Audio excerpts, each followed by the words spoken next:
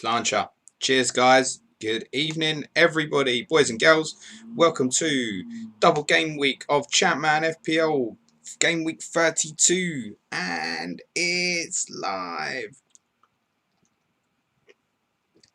Except over on the left-hand side, I can see the team sheets, and I haven't seen the teams yet, but I can see something that says on my TweetDeck timeline, Newcastle, what are you doing? Which makes me think that Mr. Shearer might not be in that Newcastle team tonight. But I'll find out very shortly. He is in my squad. I have made 3 transfers for a -4 this evening. I've bought in Ruud van Nistelrooy, triple captain, Mikel Silvestre and Rob Lee. And I have sold Sammy Hippier, Steven Gerrard and Kevin Phillips. I suspect I'm about to find out that I should have probably been selling Alan Shearer, particularly as I've got Manchester United away next week. But there you go. That was always the risk with these guys when they had FA Cup semi-finals ahead of league games. But we'll find out very shortly. So, let's get into the old team news. While I'm doing that, a quick shout out to the guys who are in early. Brendan Davis, another Hoops, FPL Andy. Dick Wellington, FPL captain, my star man on the graphics. He's on it as per usual. That's going to be that way, isn't it, James? Fucking hell, what a state you are. Ian McAllister, David Strom, Tim Lum, Jose Vargas, Brendan Davis, Mark Dorney, Ash. Hello, guys. Hope you're all very, very well this evening. I didn't do the toast, did I? Shit. Thanks to our game creators and content contributors, FPL Tactician, Simple Goal FPL. By the way, boys, I caught up on your stream about 1 o'clock in the morning last night. Wow, Dave, man, you look really different, you know. Cheers, guys, I enjoyed that. It's FPL Tactician, Simple Goal FPL, James Lapham, Ragtime Willie, Lordy Leroy, Motley Barnett's FPL Panda, Talon Nadeem 90, FPL FOMO, CM Scout, FPL FF Scout, _ Luke. Thanks very much for everything you're doing, guys, and as ever, I know it's a bit easier for you now. We're in the knockout stage to Rob Chetty, FPL Panda, but thank you for everything you've done with our Patron Champions League competition, which is at last 32 stage, second legs this evening. Good luck to my patrons still involved in that. I am obviously watching Aston Villa and Arsenal as well. It's a drinks break at the moment. Remains 0-0. I'll keep you up to date with everything that's happening there. If you want time-wise to be running up to date with me, I'm at 24 minutes and 24, 5, 6, 7, 8, 9, 30 seconds. So I'm coming up towards the 25-minute mark. I'm going to be about a minute behind if you're watching on your TVs. So maybe put your mobile phone down, watch me on the iPad or the laptop or whatever. Pause the TV for about a minute and let's watch Villa and Arsenal together, because the last time we did this and Arsenal were playing at the same time, it was funny as fuck. Do you know what I mean? Neil Morpay. Right, let's get into these teams then, which I suspect is going to be a car crash. I probably should have clarified what my bench is. So, in fact, I didn't clarify my whole team, did I? So I'm David Seaman in goal. I'm 3-4-3.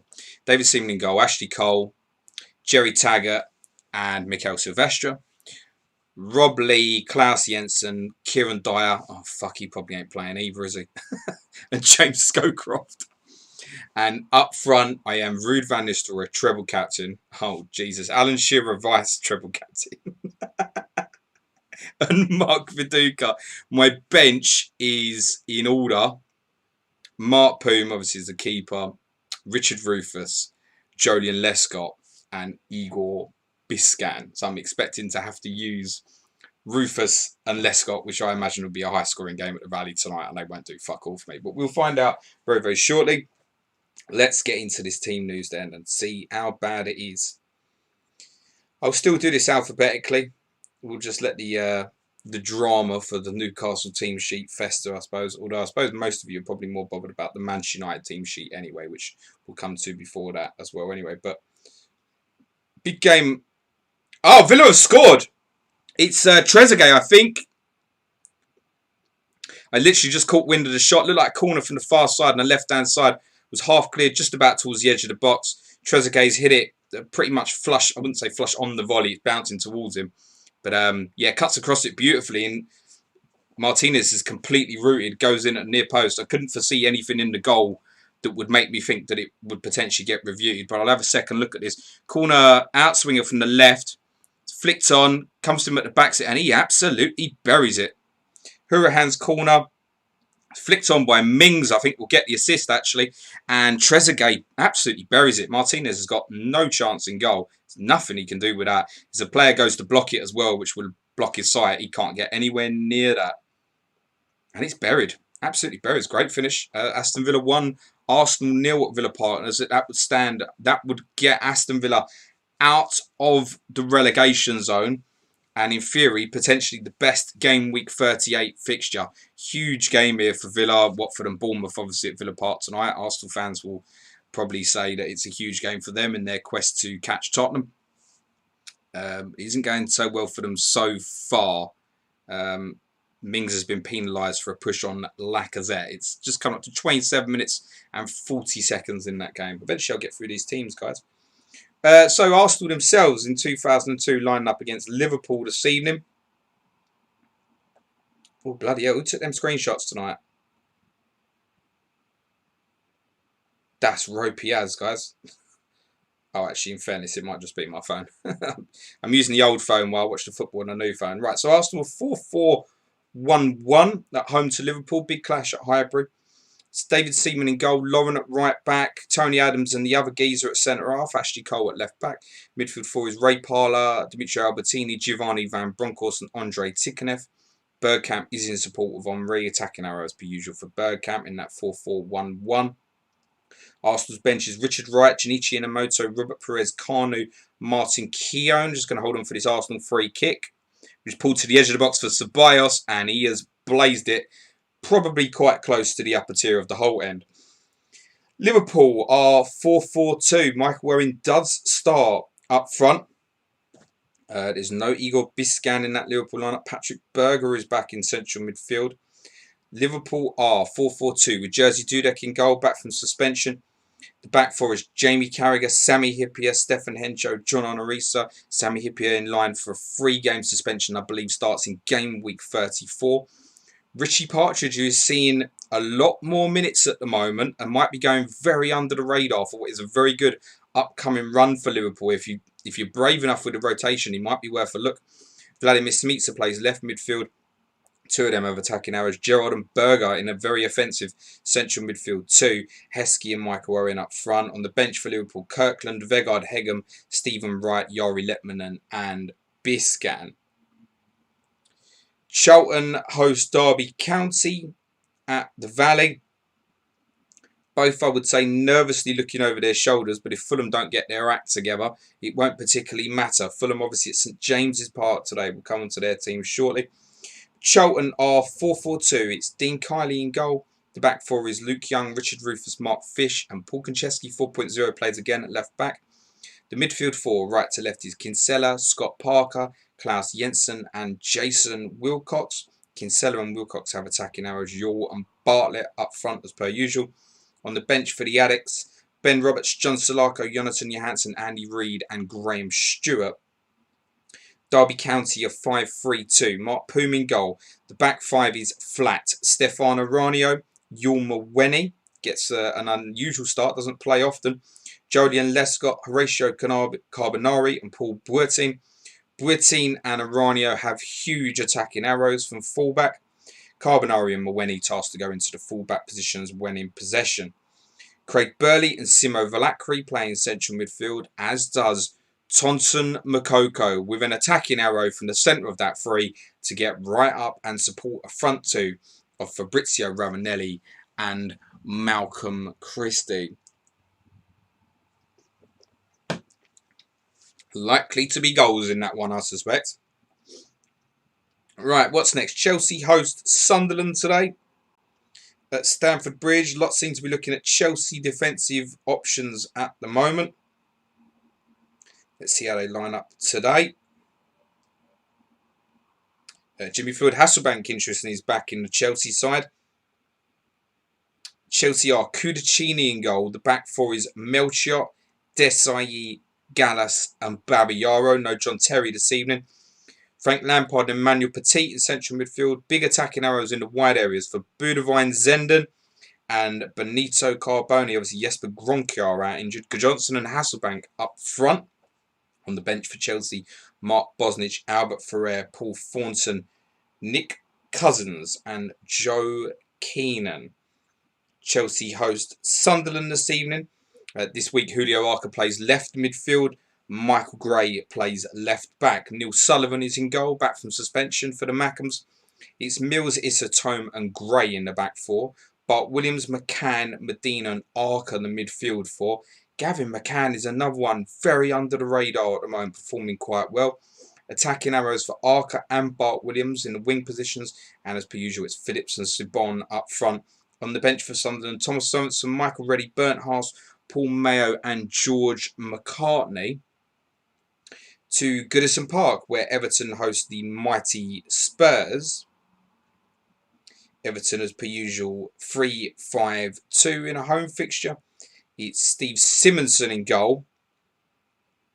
Lacazette might be appealing for a penalty there, but I don't think there's anything in it. But it'll probably get looked at as Saka blocks off Trezeguet, but looks like he's going to escape the booking. Everton are Steve Simonson in goal. Back three of David Weir, David Unsworth and Alan Stubbs. Unsworth can step out from that back three. Lacazette in a challenge there with Grealish. I think goes down very easily, but I'll tell you what, could be a little bit of contact there. I think Grealish probably pulls out just in time. The wing-backs for Everton with small attacking arrows are Mark Pembridge and Nicholas Alexanderson. The midfield three is Thomas Gravis and Scott Gemmell, and is a rare start for Stephen Schumacher. Thomas Rosiński and Duncan Ferguson play split forwards on the bench for the Toffees. Miguel Alexico is the sub-goalkeeper. Edan Tell, Abel Xavier, Steve Watson and Kevin Campbell. Spurs 3-4-1-2. Teddy Sheringham is a substitute. Means Stefan Selakovic gets the AMC role alone behind Everson and Rebroff. Spurs are Keller in goal. The back three is Bunjetric, Perry, Dean Richards. Quinton Fortune, I thought was injured, plays at left wing back. Christian Ziege is only a substitute. Darren Anderson plays at right wing back. It's Gus Poyet and Simon Davis in central midfield. Selakovic at AMC with an attacking arrow to support Rebroff and Everson. The bench is Sheringham, Ziege, Gary Doherty, Cliff Mardulia and Sean Wright-Phillips. Off to Portman Road. Big double game week incoming for Manchester United. We'll find out shortly. Hopefully Captain will have the details in from Tallow or whoever's providing the stats this evening. Thank you in advance for that. But yeah, it's Ipswich away, Bolton away for Manchester United. I'm on triple captain Ruud van Nistelrooy. I wish I'd used it on Henry a few weeks ago. But this is what I was waiting for. We'll see if it proves to be correct or not. At the moment, I'm just kind of hoping he can try and match that total that Henry got a few weeks ago. 3 attacking returns over the 2 games would be amazing if he can pull that out. Right, Ipswich are 5-3-2. It's Serrani in goal. Flat back 5. Tariko, Gunnarsson, Bramble, Haridus and Clapham. Attacking arrows for Clapham and Tariko up to halfway. Haridus and Gunnarsson to go out into full-back positions in possession. Jermaine Wright to drop into centre-half from a starting central midfield position. Martin Royce and Fanidi George given licence to get right up from central midfield and support Marcus Stewart and Alan Armstrong. That's quite offensive from Ipswich, if you ask me. On the bench, James Pullen, Darren Bent, Jason Kumas, Pablo and Jim Magilton. The Manchester United lineup has no major shocks as far as I'm concerned. It's Fabian Barthez in goal. The back 4 is Phil Neville at right back, Blanc and Gary Neville at centre back, Silvestre at left back. The midfield 4 is Beckham, Roy Keane, new signing Emerson and Ryan Giggs. No attacking arrows for any of those players. It's Ruud van Nistelrooy and Andy Cole obviously up front in the absence of Dwight York. Ole Gunnar Solskjaer is a substitute, so too Paul Scholes, Luke Chadwick, Dennis Irwin and sub-keeper Ricardo Lille. Leicester host Blackburn today. Should probably start speeding through these a bit quicker, shouldn't I? Or someone's going to say, James, there's been a goal. James, there's been a goal. Leicester, 4-4-1-1. Flowers, Sinclair, Elliott, Heath, Taggart at left back, Savage, Wise, Delaney, central midfield, Andy Impey, Scowcroft in support of Sturridge, 4-4-1-1 as per usual. Ian Walker, Rowett, Akinbaye, McAnuff, Benjamin on the bench as Arsenal win a corner at Villa Park. Blackburn are 4-4-2, but you could make a case for saying it's 4-2-4, attacking wide players. I'll come on to it. Westerveld in goal. Back four of Curtis, Wetherall, Bergler, De Boer and two guys central midfield. Damien Duff with an attacking arrow from attacking midfield left. And Ludvigsen plays attacking midfield right with an attacking arrow. Matt Jansen and Marcus Bent up front. On the bench for Blackburn, Alan Kelly, James Thomas, David Dunn, Corrado Grabby and Alan Marn.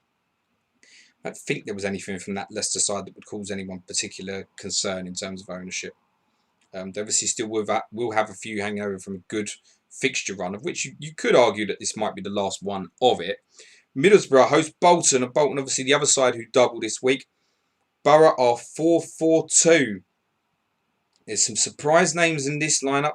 Marinelli plays central midfield. There's a start on the left of midfield for Mark Platt, which means for Postman owners, you may be pleased to hear that he's playing on the right of midfield. No attacking arrow for him though. It's Mark Crossley in goal in a 4-4-2 for Borough. Stockdale, Southgate, Fester and Gordon. Attacking arrows for Stockdale and Gordon. The midfield four is Johnson, Greening, Marinelli and Platt. Marinelli has an attacking arrow from central midfield, similar to what you'd normally see with Veron, Ricard and Boxic up front. Borough's bench is Schwarzer, Somerville, Windass, Whelan and Hudson. The Bolton lineup. 3-4-1-2. I think this will go down well. Jaskalainen in goal. The back three is Ngotti, Hendry and Cooper. Small attacking arrows for wing-backs, Neil Maddison and Ricardo Gardner. The central midfield two is Kevin Nolan and Rob Lee. Per Franson plays attacking midfield centre. Henrik Pedersen and Rodney Wallace up front. That means Michael Ricketts is a substitute, along with Dean Holden, Jibril Diawara, Bo Hansen and subkeeper Steve Banks. And drumroll, this Newcastle team, which I suspect is going to make me piss myself laughing. Where is it? Oh yeah, they're taking a piss. My God, what have they done now? Basically, Besaidis plays and no one else does. None of them on the bench either. Yeah, they've gone for the full Fulham at home, low reputation, full change. It's worth saying we don't know, obviously, at this stage, Newcastle's FA Cup semi-final have already taken place. We don't know what's happened. For all we know, these guys all got injured in the semi-final. We have no idea. So Newcastle are 4-4-2. Shay Given in goal. The back four is Diego Gavilan at right back. Dabby's ass is back in at centre half with Steve Chettle. Olivia Bernard plays left back. Attacking arrows for the two fullbacks. The midfield four is Danny Cadamartri, Clarence Acuna, Christian Besaidis and Robbie Elliott. Up front, Craig Bellamy and Shula Amiubi. On the bench for Newcastle, Jimmy Walker, Antonis Sapuntsis, Gary Speed, Lamana Luar and Dalapo. So, no Shearer, no Court, no Robert, no Kieran Dyer, no Warren Barton. Bang. Fulham are 4-4-2. Louis Sahar starts up front. Lewis Barmorte plays left midfield. I don't think we've had an announcement yet of Fulham's new manager, have we? If we have, can someone smash that in the chat? I'm not aware if they've appointed anyone as yet. Van der Sar in goal. The back four is Morrison, Gomar, Coleman and Higginbottom. Stolzers plays right midfield. Collins and Malbronk centrally. Barmorte left. Small attacking arrows for Stolzer and Barmorte. Sahar and Marley up front. On the bench for Fulham, Mike Taylor, Lucas Cornwall, Stephen Foster, Barry Howells and Eddie Lewis. 2 games to go with about 2 minutes until kickoff. Southampton host Aston Villa. That's one we can run through very quickly for you, I think. Saints are 4-4-2. Moss, Dodd, Delap, Lundikvarm, Bridge. Midfield 4. Svensson, Draper, Ray, Kakeres. Beattie and Pahars up front. Usual 4-4-2. Svensson and Kakeres, big attacking arrows. On the bench, Paul Jones, Joe Tessam, Kevin Davis, Tahar and Dan Petrescu. Villa also 4-4-2. I was part considering David Ginola. I'm glad I didn't. He's a substitute. Villa 4-4-2. Peter Schmeichel in goal. The back four is Melberg, Alpay, Jonathan Brewers at centre half, Gareth Barry. So it's Melberg right back, Barry left back, Brewers and Alpay at centre half. Don't know enough about Jonathan Brewers. I presume a young kid, as Martinez saves fairly comfortably again from a headed effort from Trezeguet. Villa's midfield four, right to left, is Stone, Boateng, Taylor, Hendry.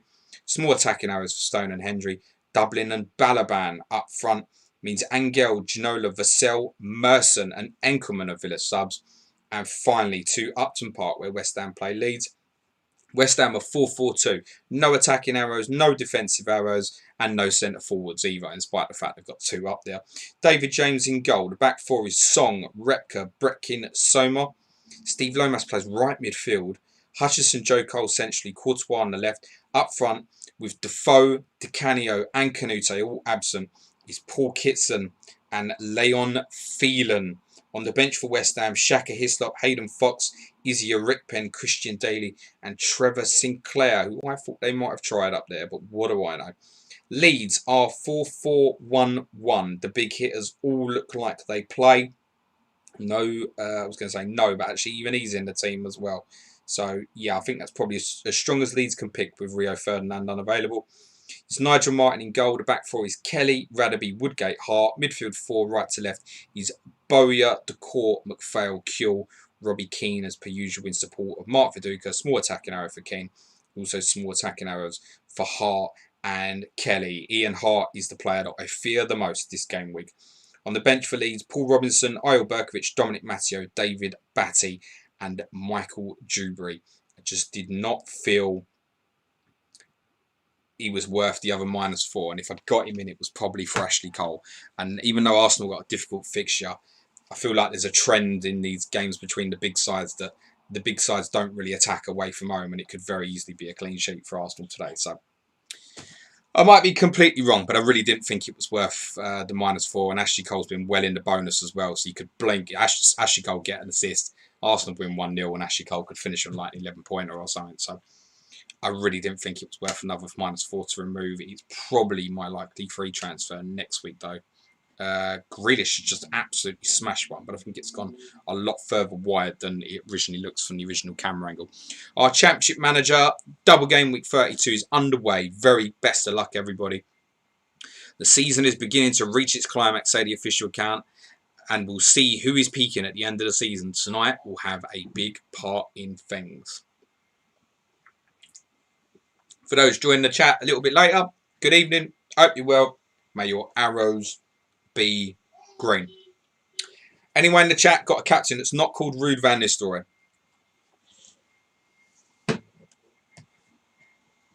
Let us know now.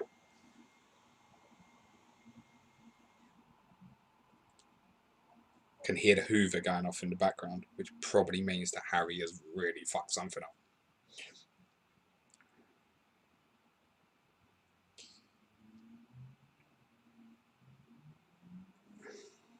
Right.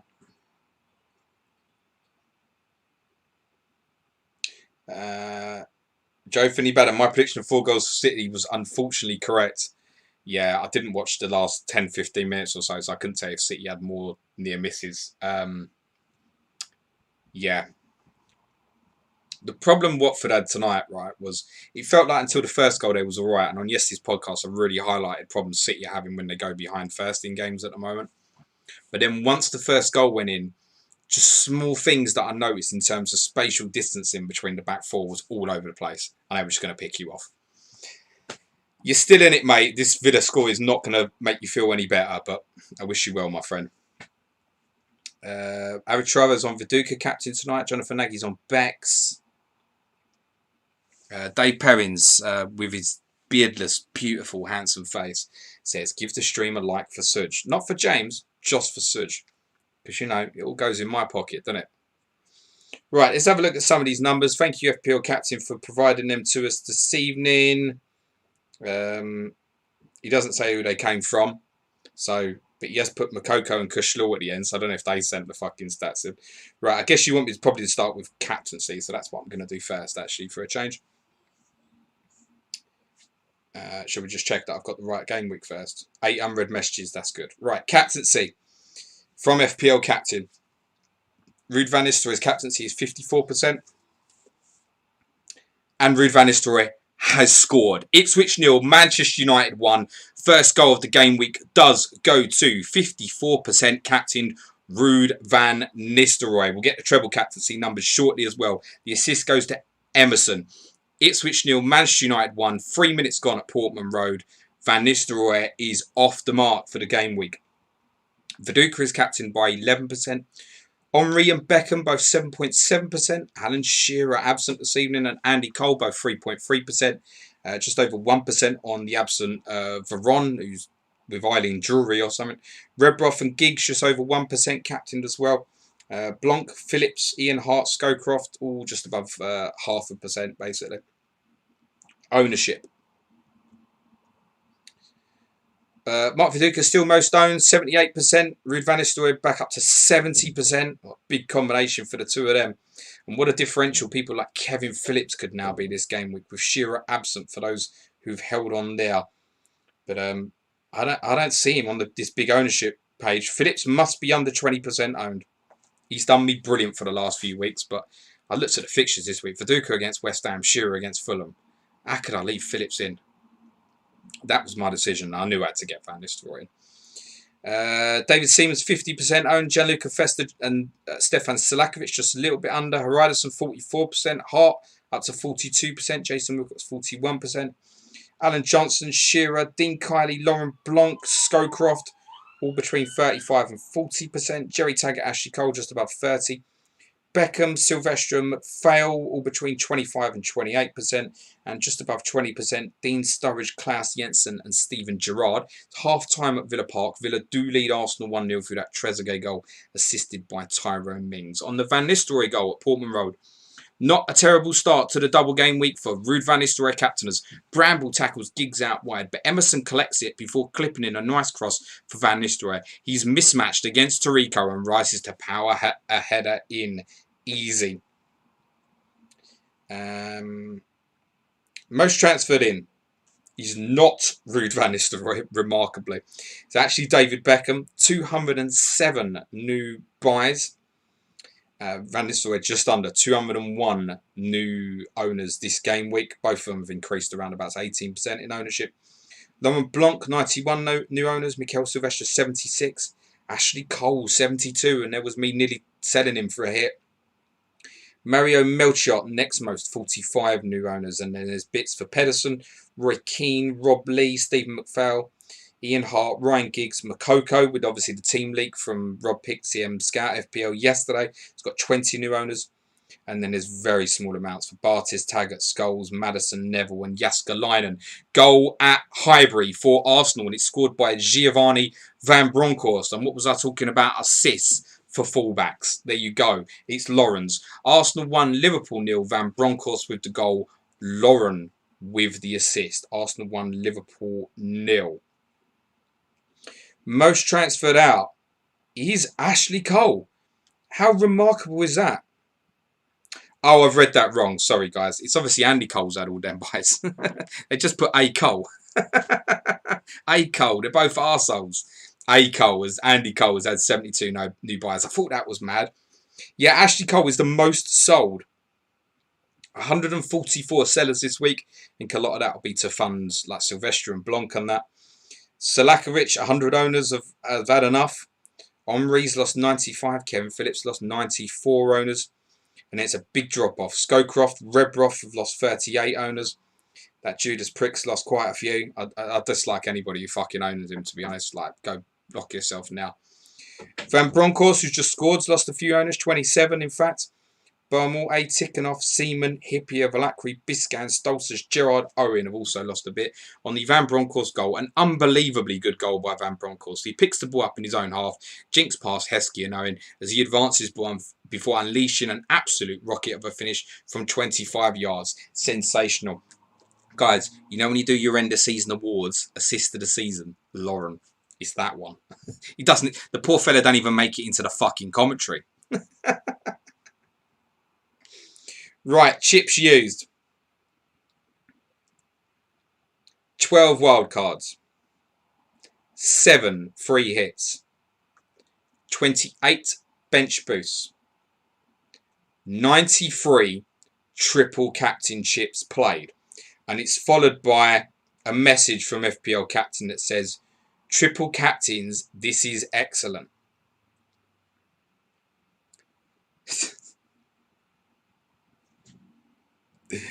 Oh, someone really was definitely watching the stream Sunday night and has decided to go for it. But I think they know what they're doing here. 78 triple captaincies played on Ruud van Nistelrooy, so not all of them. 6 on Beckham, 3 on Andy Cole, 2 on Ryan Giggs, 1 on Makoko. Yeah, love it. 1 on Paul Scholes, 1 on Mark Viduka. And Andy Martin, if you don't know this, and Dave Perrins, if you're still in the chat, you're about to fall over laughing. 1 triple captainship played on Hassan Kashlaw. And I'd bet some serious money that the vice captain is Ruud van Nistelrooy. But well done to it, whoever has done that. Little bit of genius there. Right, how's everybody doing today?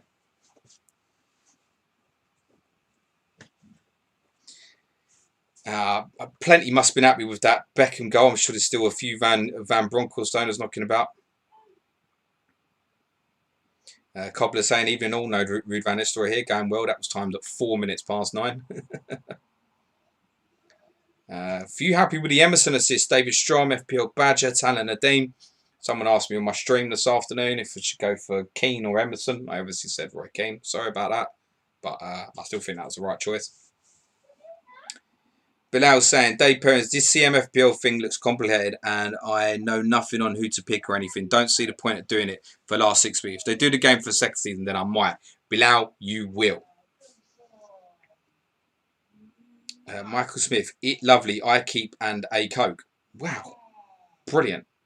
You got any of that Coke to share? Update from Portman Road, a big one. Van Nistelrooy almost makes it 2. United have a string of corners and the Dutchman meets one very well. Sereni does really excellently to turn it behind for yet another open game. Armstrong has also gone close. More goals to come, I think. Alan Mott saying, get in Emerson and hi all. Another hoops. Laughing emojis go on Cash Law. Andrew Martin is pissing himself laughing. Patrick Lawson, shit. Just realised I should have triple captain Ruud. Yeah. Aritraro, wow, legendary triple captain. Andrew Martin never has Cash Law been triple captained in his life. Well, not even in his Saints days, nah? You older boys don't remember that stuff, no? Alex Ball, morning fellas, good morning. Alex, hope you're well down in Kiwi land in New Zealand. Hope you're well, my friend. Alan Mott Daddy, a night to remember for Cash Law. Gary Robinson, what are the plans for next season? God, you lot, fucking hell, 10 minutes into the game week, guys. Joe Finley Batter, what's Nutter triple captain Cashlaw? This Nutter has obviously done it to give us all a laugh on the stream and has put their vice triple captaincy on Ruud van Nistelrooy. And I salute this person. I absolutely salute them for giving us all a laugh for a minute. Well done, whoever it is. What we need to know, Tala, is, because I know you're normally the man on the stats, is the vice of that team, is it on Van Nistelrooy? That's what we need to know. Because if it's not, if it's like, nah, I stuck it on fucking Anders Svensson for jokes as well, then that's what we really need to know. Ram says, Ruud van Nistelrooy, 9-headed goals masterclass incoming. I'd settle for 3 in the next 24 hours, mate. What time's the game tomorrow, guys? Is it 10 a.m, is it? Is that the plan? I'll probably be recording, unfortunately, but we'll obviously catch up on it. Is that the plan? 10 a.m, Mr. Andy Martin? And what time's Luke's stream tomorrow? Tala's saying that the vice captaincy is not on Van Nistelrooy. It's on Beckham. But they obviously, that's my point. They obviously did know what they were doing. Cole JB has just rucked up and says, where the fuck is Shearer? Cole, where the fuck are Newcastle just generally, mate? I suggest you go and look at the team. Yeah, we're all in it together, mate. Great save at Filbert Street. Blackburn so close to an early lead. Duff sets up Lundvigsson in the box and Flowers makes an absolutely outstanding save to turn it behind. This is rare from a Leicester goalkeeper. Janssen gets a decent chance for the resulting corner but heads it just over. The game is warming up at Filbert Street. Leicester 0, Blackburn 0.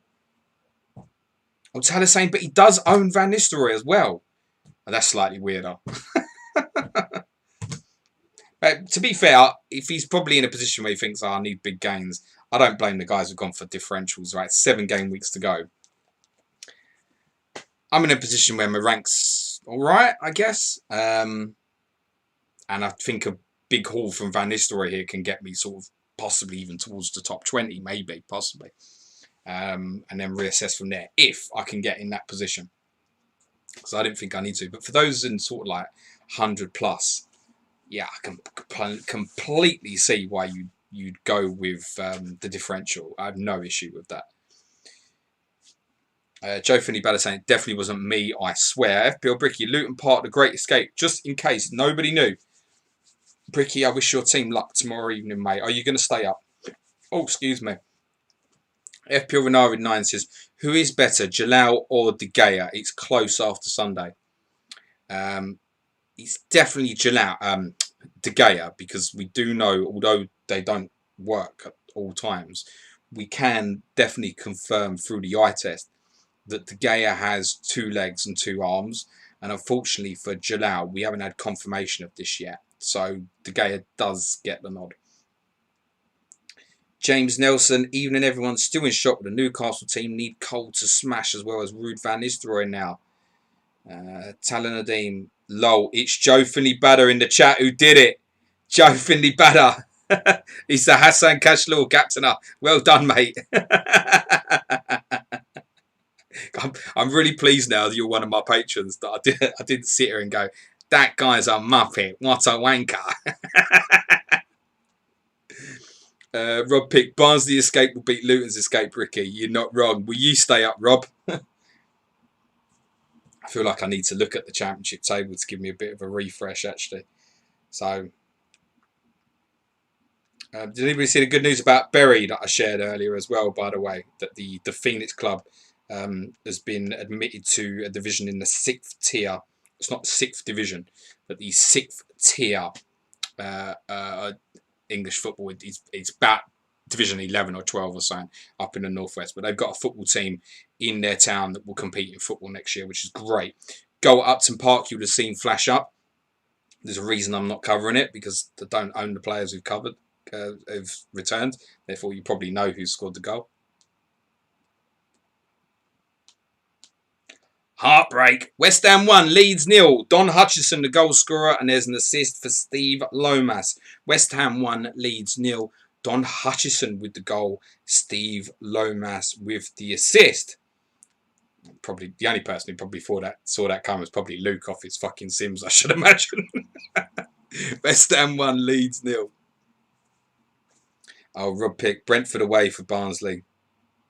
Auto Recluse is asking, is Cashlaw essential?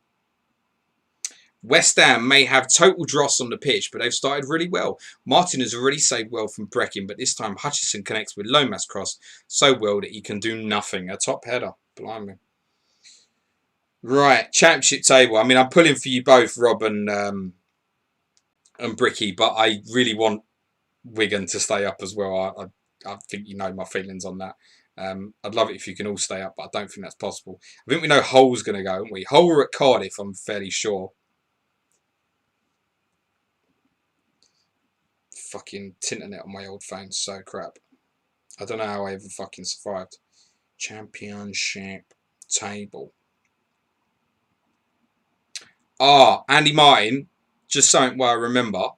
And Dave, if you're in the chat, sorry, I meant to message you this in the middle of the night, but I completely forgot because I was watching your stream so late. I thought, I better not message him now, just in case like women get angry and stuff. And did you see that look that Dave got on that stream that one time? I thought, no, I better leave it. So, yeah, the 4th is the playoff final. August the 4th. I don't know about you lot, but I'd rather watch the playoff final than... I mean, I can cover it here. It's not a problem. But I'd rather watch the playoff final than the Mickey Mouse fucking Europa League. If we do it the night Man United playing Lask, I wouldn't even cover the game. I couldn't give a shit. Who cares? Right, so at the bottom, Hull on 45 points, Barnsley on 46, Luton on 48, Charlton on 48, Birmingham, Middlesbrough, not safe on 50, Huddersfield's safe, I think, on 51, and then they sacked the Cowley brothers. Wigan are on 58, so if you factor in their potential point deduction, that puts Wigan on 46 as well, but with a very sexy goal difference for Wigan, which almost counts like an extra half a point or so. Very confusing. If Wigan got deducted as it would stand now by my maths, Wigan, Barnsley and Hull would go down. Luton have given themselves a great chance. Who have you got, Bricky?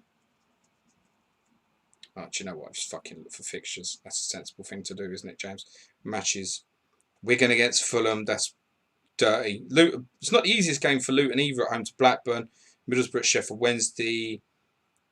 Charlton at Leeds. Fuck, mate. Hull at Cardiff. Barnsley at Brentford. Fucking hell. Some of these boys have got shocking fixtures as well. Birmingham at home to Derby. And obviously West Brom, Brentford going for promotion. Win for West Brom would guarantee them the second automatic spot. There's been a very near miss at Upton Park. Maybe Sitter is harsh, but Viduka definitely should score this. Kelly puts in a lovely cross, which the Australian meets at the near post. He's totally free and it looks easier to put it away. But he gets it all wrong and puts it high and wide. Remains West Ham 1, Leeds 0 as Arsenal come back out of Villa Park.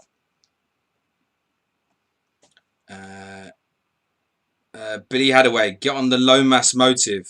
Do the Lomas motive.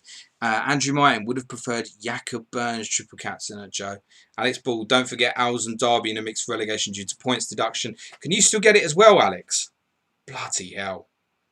And that's because of the moving of the stadium, isn't it? It's so fucked up. You can't rely on nothing. Just win your games, guys. Mark Dorney, no Kylie stuff at Billy Hadaway. Yeah, you've been told. We've had all that one. All that was good fun. Jamie Gowns, I'm a Hull fan and I want Wigan to stay up. Fucking hell, Jamie. Is that just because you know that, with respect, Jamie, I don't mean this offensively, you lot are fucked, mate. Granit Xhaka is coming on for Lucas Torreira. And I don't wish that club any evils, by the way, because I'm quite fearful for Hull that League One won't be the end of it, actually. I think it could get a lot worse. Andrew Martin, Dave accounted for that. We won't clash with playoff final. Okay, cool. Mark Dorney's laughing emojis. DM me later, mate, because I'll forget again and then it'll be 11 o'clock. And I can't be getting Dave in trouble, mate. He's like, look, he's not even in the chat anymore. I can't see him saying nothing. She's probably gone, 9 o'clock, Dave. Come on. I was saying, what about Sheffield Wednesday in the 21 point deduction? Bloody hell, could it be that bad? Up to 21 points. Fuck me. Brendan Davis, if Wigan Luton to stay up, Charlton to get relegated, you might want to rewrite that, Brendan.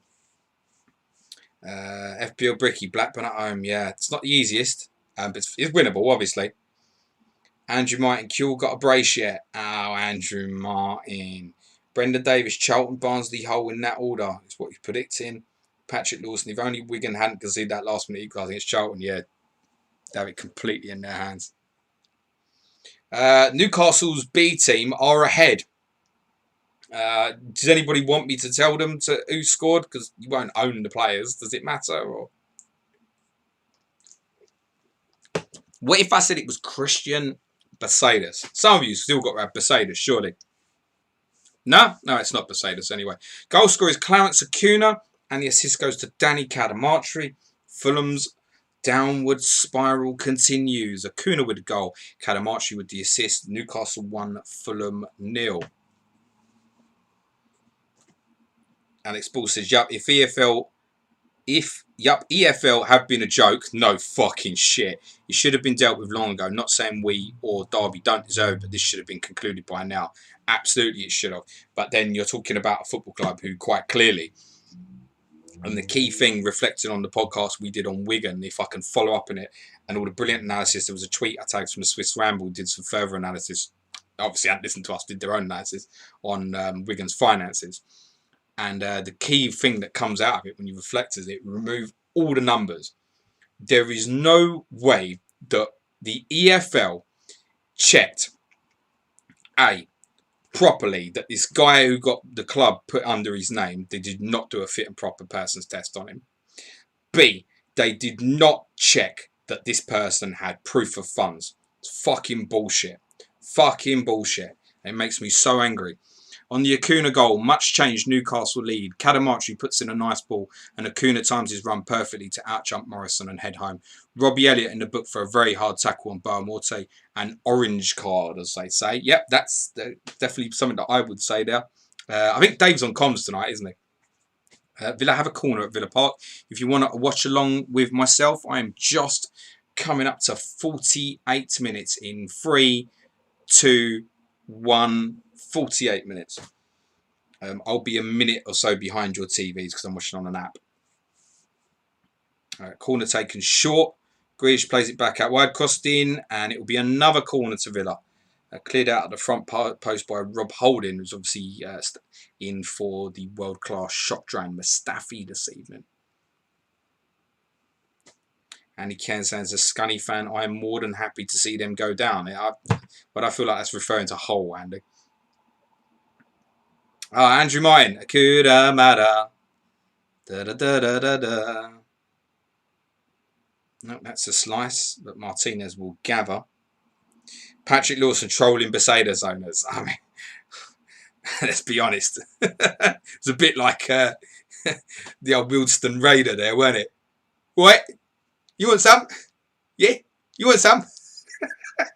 I was basically really picking on someone a lot smaller than me there, wasn't I? Aston Villa have the lead at St Mary's. The goal scorer for Aston Villa is Ian Taylor. And George Boateng's back within the attacking returns. He's got an assist. Southampton 0, Villa 1. Ian Taylor with the goal assist for George Boateng. Another hoots. Bobby Robson, tactical genius. This is going to get so grim for Villa the longer it stays 1-0, you know it. And it might not be staying 1-0 for very long here, actually. Arsenal was certainly putting the pressure on. Ceballos driving into the box, looks for a back heel, gets it back on the return. Beat 1, beat 2, and blocked and cleared. It's going to get very grim for Aston Villa, this. David Strong saying, what a wonderful phrase. James Nelson, I support Newcastle, but after Shearer being dropped, I'd quite like them to lose tonight. Partially, I want Fulham to stay up for their assets. Listen, their assets will get bought, mate. Lovely free kick from George Boateng. You need to go and see the tweet on this that Dave's put together. Lovely free kick. This is word for word. Lovely free kick from George Boateng. His delivery is perfect, and Ian Taylor has the space to send a bullet header past Moss. Southampton can't wait for this season to end. Rory Delap has been booked. Gary Shepherd shouting, you got no fans. I mean, it could be at me. It could be at anyone.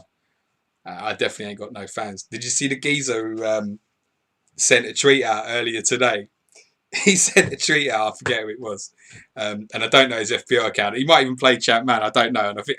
Listen, I'm taking the piss. I don't care. He tweeted earlier. And I think his name was Charlie or something. You can see it because I retweeted it on my timeline. Neil Murray, if he's in, he saw it. He DM'd me. He was like, what the fuck?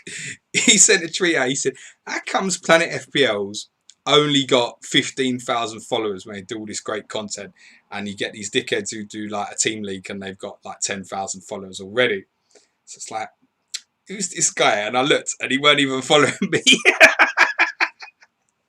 So I just messaged back and I was like, you ain't following me, mate. Like, so what's your point? Yeah, I am on my FPL account. All right, cool. And then he followed me, to be fair. But yeah, me and Neil Murray was having a good laugh about that. Andy Keynes, owners and directors test as it's now known, Jay. Is that right? EFL members voted to change it significantly to suit themselves. They got rid of the fit and profit thing, and look what happened. Oh, I mean... Yeah. I can't. It makes me so fucking angry. It actually makes me more angry than watching Spurs. It makes me so angry that we could risk football clubs in the English football pyramid. That's a good goal for me. Charlton 1, Derby 0. Klaus Jensen is the goal scorer. His assist is for 4.0 defender Paul Konchesky. Charlton 1, Derby 0. Jensen goal, Konchesky assist. Stephen McPhail has the ball in the net at Upton Park. It has been disallowed. Leeds think they're on level terms. Viduka nods down Kelly's cross. McPhail advances with the ball and sends a savage right foot finish past David James. Unfortunately for him, Keane was offside in the build-up. Harsh.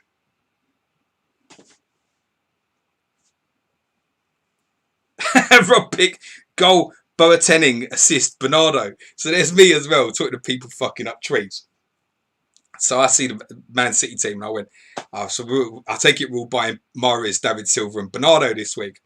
Anyway, cut the likes. Then someone sends a response, you know Bernardo's playing today. And I was like, I had to check again. I was like, oh, fuck. Oh, bollocks. People are responding to it now. I can't be bothered to delete it. So now I tried to amend it. West Ham got a second against Leeds. Joe Cole's a scorer. Don Hutchison with the assist. West Ham 2, Leeds 0. So I tried to remedy it by saying Bernardo's playing tonight, and I put Bernardo. Bernardo's playing, and I didn't even specify what that meant in reference to the first tweet. So then I had to put tonight underneath it, acting like a proper fucking amateur. Anyway, yeah, West Ham leads 2-0.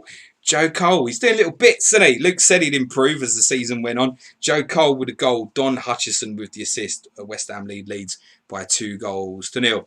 Adam Sands says, a man like Klaus. Talon Nadim started Jensen. Yes, me too, mate. Dick Willinson saying, damn, Jensen, first sub. Big chance for Arsenal. Blocked. And it will be cleared. But they've given the ball away straight away, Villa. And they'll have a corner, Arsenal. Goal for Spurs at Goodison Park. Sergei Rebrov is the goal scorer and puts Stefan Salakovic in the position that he should be in. Good things will happen. He's got the assist. Everton 0, Tottenham 1. Rebrov with the goal. Salakovic with the assist.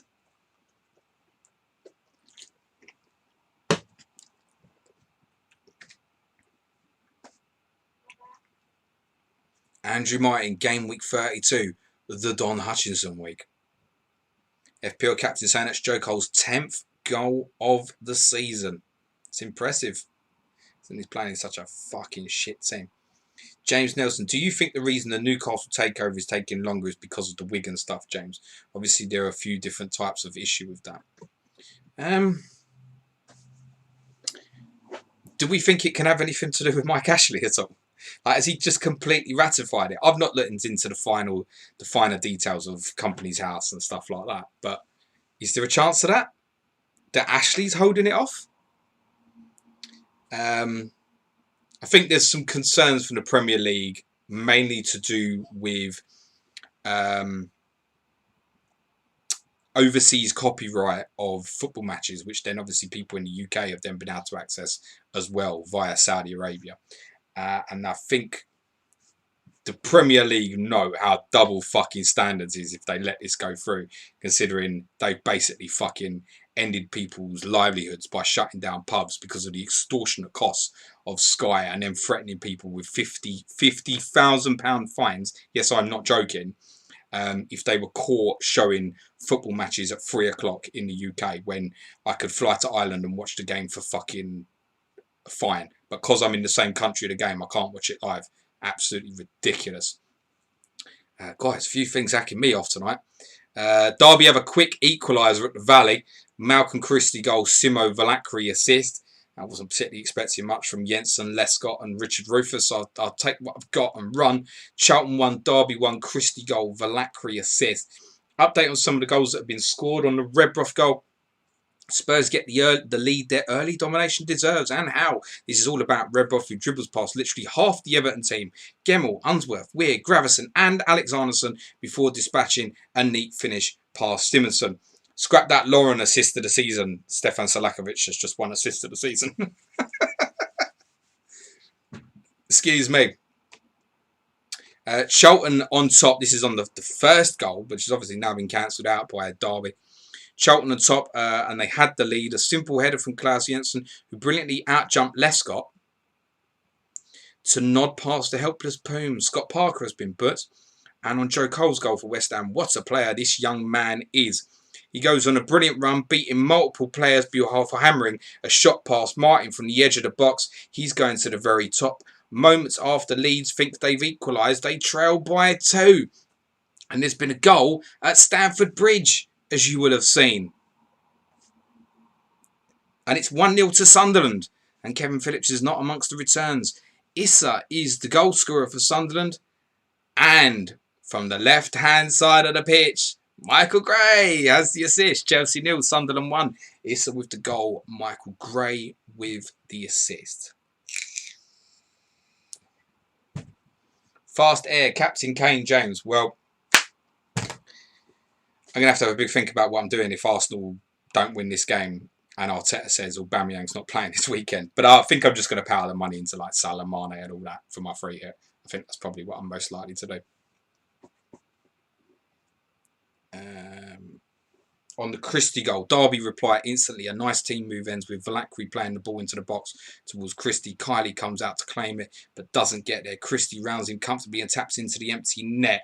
Arsenal was certainly building up territorial advantage. They're now basically playing against what they had to defend against at the weekend, but Villa are not sitting tight on it. They're pressing men out. And if Arsenal can pick holes, I think they'll find a way through here.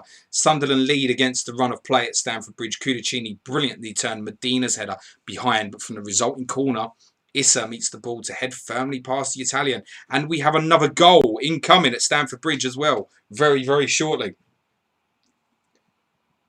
Nicolas Pepe is about to be introduced for Arsenal at Villa Park. And so too Kieran Tierney. Good player, Tierney. What I've seen of him lately, very good. Chelsea have an equaliser. Benito Carboni is the goal scorer. Assist for Emmanuel Petit. Chelsea 1, Sunderland 1. David Luiz is being replaced.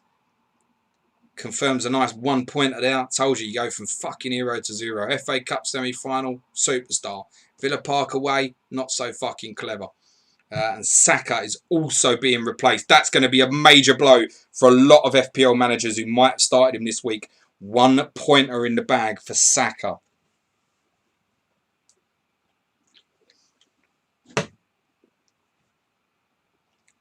Rory, I own 3 Sunderland players. How were none of them involved in that? I don't know.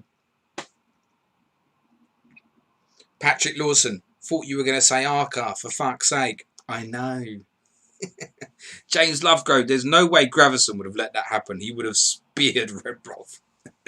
Yeah, full fucking edge. Middlesbrough have the lead against Bolton, almost forgotten amongst this double game week. Marinelli is the goal scorer and assisted by the postman who's delivered. Middlesbrough 1, Bolton 0. Goal for Marinelli. Assist for Alan Johnston. Talon Nadeem, phew, benched Arca, nervous watch. DJ Music says, love it, James, but it's so fucking long ago. It's about 4 minutes ago. I'm not sure what you loved it to, but I'm grateful. Cow, Sunderland hate clean sheets. Tim Lum, 2020 Saka or a Champ Man Saka? Saka? Is there a Saka in Champ Man? Saka? Boom Shaka? Boom Shaka like a Saka? Jessica Pye, Carboni, my guy. Oh, Jesus Christ. That could have gone really bad for Arsenal there. Grealish swung across him. And I think it was holding at the near post. He hesitated and let it go by. And if Martinez wasn't on his toes, it could have just ended up going straight in. I presume Arsenal have gone to a back 4 here. And the interesting bit of that is that obviously they've taken Luiz off. It's hard for me to tell because I'm watching it on my tiny phone, but it's Kolasinac gone to centre half. That's how it looks. Kolasinac and Holding at centre half. Tierney at left back. And we've still got plenty of attacking players. It's basically a 4-2-4 for Arsenal. Cedric crosses from the right, I think, and Ketcher will be penalised for a foul on Mings there. On the Carboni goal, didn't take long. Chelsea scores straight from centre. Petit collects the ball on the left and drives it in a low cross. Carboni's first touch is exquisite and creates some space to then send a low drive past Sullivan. Deserved equaliser for Chelsea. with a goal at Highbury scored by Dennis Bergkamp. Assist for Thierry Henry. Arsenal 2, Liverpool 0. Bergkamp goal. Henry assist. On the Marinelli goal for Middlesbrough, it's been dull as here, but Marinelli lights it up. Johnson is fouled outside the box. Marinelli steps up and calls a wonderful effort beyond Jaskalainen. The game needed it. Clean sheet wipeout, says Newcastle. Not turning up. He's lucking me into a few returns from my bench. FPL Badger sounds like Villa will do well to hold on. Well, Arsenal are going to throw the kitchen sink here. He's basically a 4-2-4. They've got Aubameyang playing left, Pepe right, and Ketcher and Lacazette through the middle. Xhaka centrally. I think Ceballos is still out there.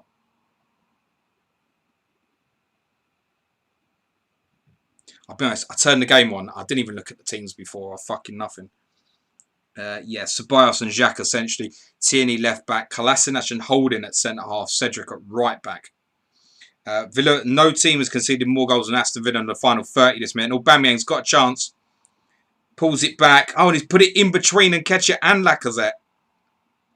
Pulls it back to Pepe, who I think might go on his left foot. Could you guess? Xhaka spreads it wide to Tierney. It's coming. But it's well defended actually by... I presume El Mohammadi on that far side, but I couldn't actually fucking tell you, to be honest. It's actually poor from Aubameyang with a final pass there. On the Bergkamp goal, Liverpool have only looked to defend so far in this dull encounter. They'll need to attack now. Henry hits a lovely tempting cross into the box. Dudek comes for it but doesn't get there. Bergkamp gratefully heads it into the empty net. Jessica Pye, am I stupid to have skipped Andy Cole? No, not at all, Jessica. Lots of people have done that this week. Seen a few Andy Cole triple captainers, no problem. FPL Renard 9, next season, Andy, when is that? Asking for a friend. Andy doesn't know. Dave doesn't know. They don't know. Let him have a fucking break. Mark Downey saying, Villa look dangerous on the break. Surprised if it stays 1-0. Andy Martin says, we'll be back. Not sure yet. Exactly. Leave the poor fuckers alone. Let them have a break as well. Fuck knows I need one. Peter's Ben Grealish is looking like...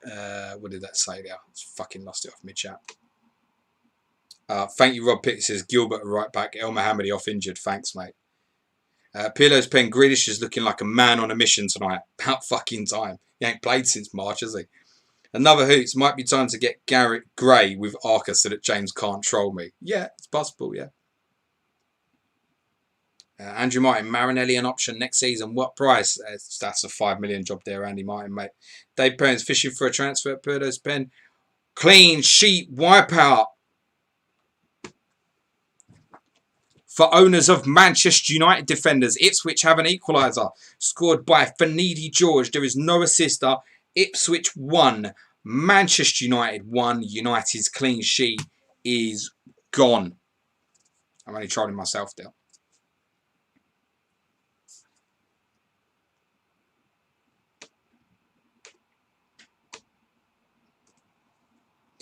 Joe Finley Bader saying supporting Arsenal is apparently just as bad as supporting Watford. It's often quite amusing from my side, actually. I mean, it doesn't actually surprise me that Grealish suddenly turns up playing against Arsenal as well. They're accommodating in that sort of way. Can't read Arsenal beating Man City and Liverpool the same as playing Aston Villa. I'm telling you. We said that on the podcast yesterday. Me and Suj both said it. Wouldn't be surprised if they fuck this up. Chelsea have the lead at Stamford Bridge. There's a gift going that's not been used much this season. Jimmy Floyd Hasselbank is the goal scorer. Assist for Boudewijn Zenden. Chelsea 2, Sunderland 1. Hasselbank with a goal. Zenden with the assist. Andrew Martin said, I've got Leeds articles to write. Good lad. You got Leeds podcast to do as well, mate. FPL 9. He said next season, I'm keeping Stum now. You're joking, mate. You're all good. You're all good, mate. It's just I know, I feel sorry for the guys every time they do the stream. It's becoming more and more in the chat. And it's really good that people are keen and want the second year, etc. as well. But they did say Sunday night, they don't know. They want to take a break when it's finished as well. Because for the content creators in this, for me, this is the easy bit. I just sit in front of you for 5 hours a week and talk. I don't have to do any pre-planning or anything, really. I did at the start, and I was like, fucking hell, I'm working too hard. Now I know who everyone is in the game and stuff. It's a lot easier. I can just blag it. Although I blag most things, as most of you know. But yeah, they've said they don't know, and they genuinely mean that they don't know. So let them enjoy a little break. Ipswich have played very well, and now they're level according to the official account. Well, it's not according, we know that factually. Gunnarsson gets a volley away from Wright's free kick. Bartis saves brilliantly, his second such save of the evening. Bloody hell. But Fanidi's on hand to tap home the simplest of finishes. Game on. Gary Smith saying, hello, boss. Listen, Gary, if you're going to be late, mate, that's the way to introduce yourself. David Strong wishes Gary a hello. FPL Badger saying Gary Smith's in the chat. Fire. It's a bit early for you, really, Gary. As Aubameyang heads over for Arsenal, but that was little more than a half chance. Don't forget to give the video a like as you enter. Cheers, Gary. How do I press the like button? The thing with the fucking thumb, mate. On the Hasselbank goal, Chelsea lead, and really they do deserve it. Zenden sends a fairly harmless cross into the box, but Sullivan gets it all wrong, totally misjudging it. Hasselbank doesn't though, and he grabs his 6th goal of a disappointing season. Just reminded me there about Zenden. Do you remember when Zenden done the dance for Sunderland at Chelsea? I just had that visual of it. He went to the corner, didn't he? He proper started like a little fucking dad. Fucking dickhead.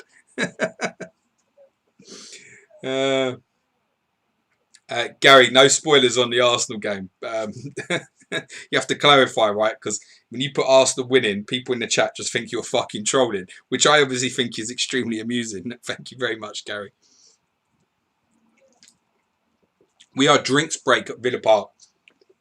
If you want to watch along at the same time as I'm watching along, it will be 69 minutes on my clock in 5, 4, 3, 2, 1. 69.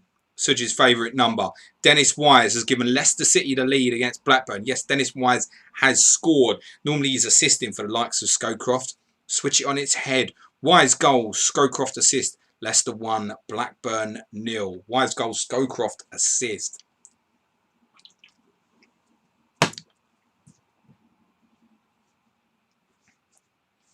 FPL Renard 9. Shearer is not playing, Gary, in case you're an owner. Talan Adim. Who got Derby's goal? Missed that. Was it Christie? I'm sure it will come. If you're coming late, obviously, the video printer at the bottom has all the scorers and assisters going across. I think it was Christie and Valakari involved. I think. One way or the other. I think Christie scored it, no? You don't need to put it in the chat. It will come up in a sec. Here it comes. Whoa. Yeah, Christie goal assisted by Valakari. But they're not on terms anymore, Derby County. They are behind. Jason Yule has given Charlton the lead right on half-time for the Addicts. That's assisted by Mark Kinsella. Charlton 2, Derby 1. Yule the goal scorer. Assist for Kinsella.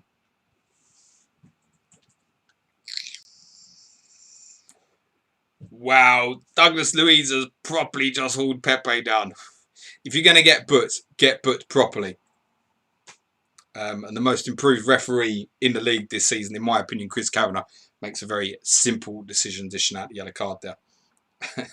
That's why I always say, right, if you're going to get booked, get fucking booked properly, right?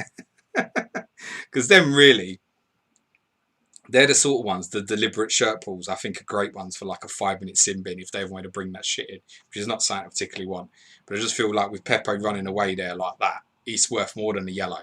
But it's also not violent, so you can't send someone off for it. He's professional and it's the right thing to do. On the Charlton goal, Puma's made a couple of great stops, but he can't stop this one. Kinsella dinks a lovely ball over the top, which Yule runs onto. He delays taking the shot, but manages to send his bubbled finish beyond the Estonian. Ins Breckin, don't go Breckin my heart. Carboni love, Wise love, Rude Van Nistelrooy, triple captain love. It's going well for you. Few happy with that Scowcroft goal. Jessica Pye saying Tonson is going to go off second half. You can read that either way, Jessica. You can say he's going to go off as in he's going to be substituted, or Tonton's going to go off, you know, he's going to go mad one. Storm Legacy says the hits just keep coming. I should be banned from trying to be smart. Wise scored, Carboni scored, both on my bench. Fucking hell, mate. Why? Henshaw and Hippier. You play Henshaw and Hippier? Ooh, Newcastle's fucking weakened teams now a lot weaker. They're down to 10 men. Andrew Martin, yes, I'll look at that half time. Thank you. Red card Bellamy for Newcastle has been sent off. Fulham have been marginally better this game, and now they have a big opportunity second half. Bellamy reacts to something Coleman says and pushes him over. It was soft, but he raised his hands, and Jeff Winter, not a shy one, shows red. He can't complain, no. Bellamy off. Bellamy and Winter is definitely an argument I can see. I can definitely see that one.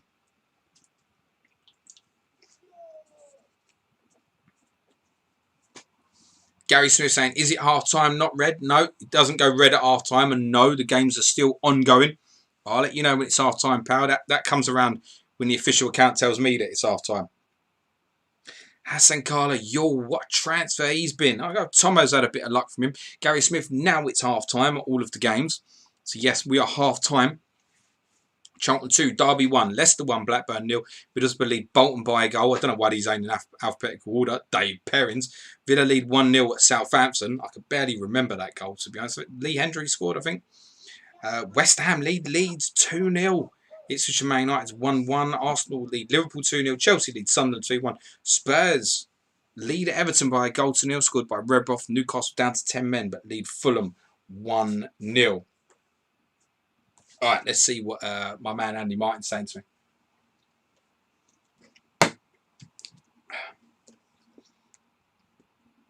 So we can plan the old, final game weeks, let you know what's happening, stuff like that. Only 6 more to go.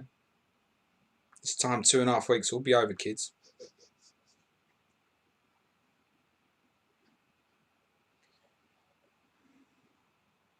Oh, look, they're having a conversation. Confirmed end of season schedule, only 1 clash. Cool. Should we get James at half time? Yeah, I think you've got me, Andy. Right. Confirmed end of season schedule is as follows. Don't say you weren't warned and you're going to miss deadlines. This is what we're going to do. Game week 33 will be this Saturday as per usual. 2:30 streams, I presume 1:30 PM deadline. Game week 34 will be this time next week on Tuesday. Game week 35 will be, it's a big chance for Villa here. Oh, I think, did Martinez save it? No, he's gone running for a ball behind the goal. So I think it's Davis, isn't it? He's just put it wide, I think. Big chance in behind Arsenal there. Grealish does great work on the flank. Powers past the couple. Plays the pass at the right time. I think it's Davis. Gets the power to get beyond. And he just drags it. Never looked quite comfortable shaping up his left there. Was a little bit wider. His first touch didn't get him towards goal like I think he really wanted. He's dragged it wide. 15 to go at Villa Park. Game week 35 will be Saturday, August 1st. Game week 36 will be Monday, August 3rd. Game week 37 will be Wednesday, August 5th. And game week 38 will be Saturday, August the 8th.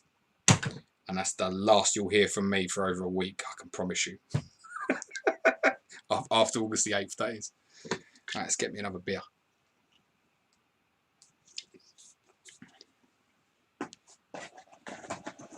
As John Nagy said, what a chance that was for Villa. Arsenal will have a corner. Gary Shepherd wants Gary Smith on the end of season podcast. Gary Shepherd was is it okay to ask if Gary's back next season. Gary Smith had said earlier, I have to go now. Mrs. getting funny. Cheers, boys. Come on, Owen. Bye, Gary. Good luck, said Gary Shepherd. David Strom, see ya. Brian Yule, I have to go now. My planet needs me. Oh, what the fuck happened there at Villa Park? All I see was the ball drop near the line and Rayner's on it.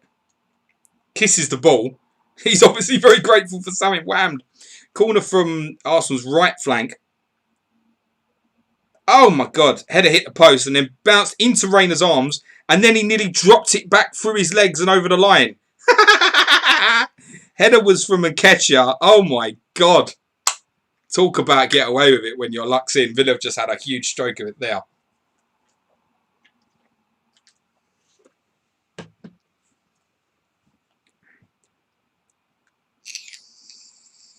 Well, you might as well watch the end of this with me, lads and gals. Just past 77 minutes on my clock.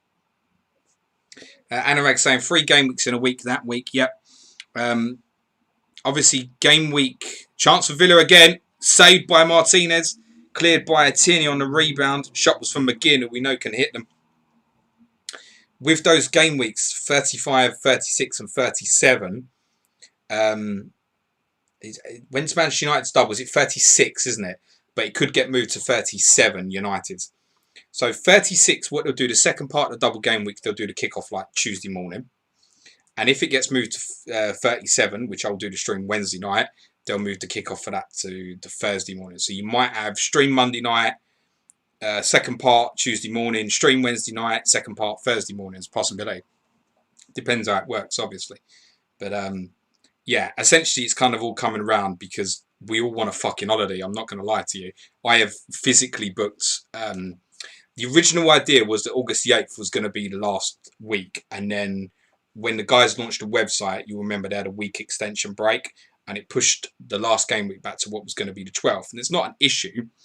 But it's just worked out, really, that the only week that me and the wife can both get away for a couple of days and not worry about missing any official FPL content. Essentially, it's that week or not at all. So that's the only break I'll be having between now and like June next year. So I'm fucking taking it. As simple as that. So yes, we're going to have... It's going to be an even busier week before the week before for me. But yeah, it'll be streams Monday night, stream Wednesday night. The only game it clashes with is Manchester United Europa League game on the Wednesday night. We're already winning 5-0. Gives a shit. FPL Andy says, think I'm getting knocked out of the Champions League. Gutted. Oh, Andy, how's Hayden Anderson getting on? You have a look for me. He beat me 70-63 in the first game week. But I guess we won't know properly till tomorrow anyway, will we? But I guess it depends how many United players he's got. Yes, as Tyler's pointing out in the chat, 36 still be a double for Fulham and Chelsea either way. Just pointing out that obviously United could be 37, so it could be stream Monday night, double game week, second part Tuesday morning, stream Wednesday night, double game week 37, second part Thursday morning. Grealish just been hauled back for Kolasinac, very similar incident to Douglas Luiz on Pepe. He'll get booked as well. Andy Cairns, Butlin James. No, I've spent a fucking month's wages on fucking centre parks for me, the wife, the little one, and my mum and dad coming with us as well. So me and Katie can also get like some fucking peace for a couple of hours from the little man as well. So Hippox07 Legendary Planet. But how does the wife feel about your dedication to entertain the masses and becoming a YouTube celeb? I'm not a fucking celeb, am I? Stop it. It's ridiculous. In your little eyes, yeah, maybe. But getting fucking 100 videos, 100 views on a YouTube stream is not making you a fucking celeb. She knows it's my job now, so... And she knows I enjoy it, to be fair. I moan about how much of it I'm doing some of the times, but not to her. I only moan to you guys, actually. No, I love doing it. This bit, the Champ Man string, is fucking easy.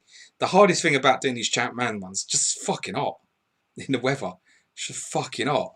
I don't want to open the window because I'm quite near a main road, so I'm buggered for that.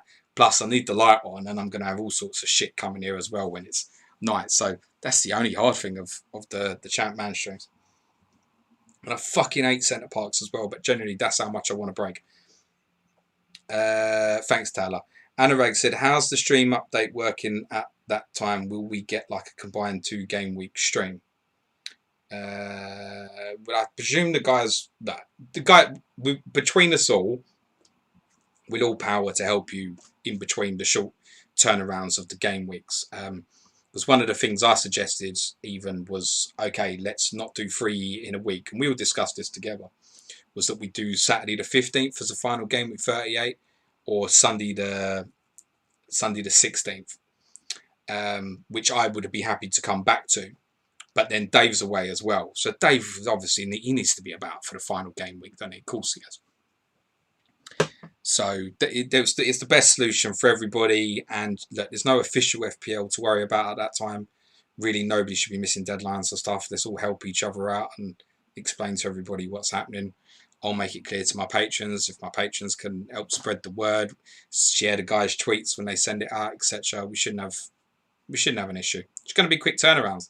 Just means you're going to get more information quicker and have less time to make decisions. But you haven't got to think about official FPL and other fantasy games at the same time, so it shouldn't be an issue. It will just be an intense Champ Man week. We'll finish with a bang. Oh, FPL captain saying, how can you hate centre parks? Because it's fucking boring, man. But I want a week of being bored. I genuinely want that. It's not for me. Fuck that, man. Oh, I'm going to go down. I'm going to get my nails done at the spa. Shut up, man. It's fucking bollocks.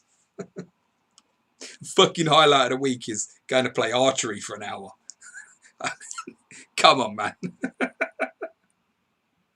But it'd be nice to be the first time we're doing anything with Harry, and we was obviously meant to go away as a family this year anyway, which obviously couldn't happen. So it would be nice. I think the environment of it will be very safe as well, etc.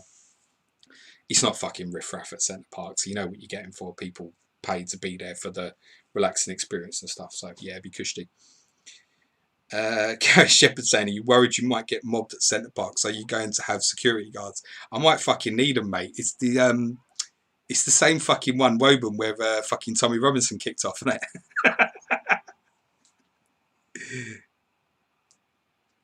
Oh, clear your lines, Villa. 6.5 minutes plus normal time to go, and it's grim for them. But they look a threat on the counter-attack.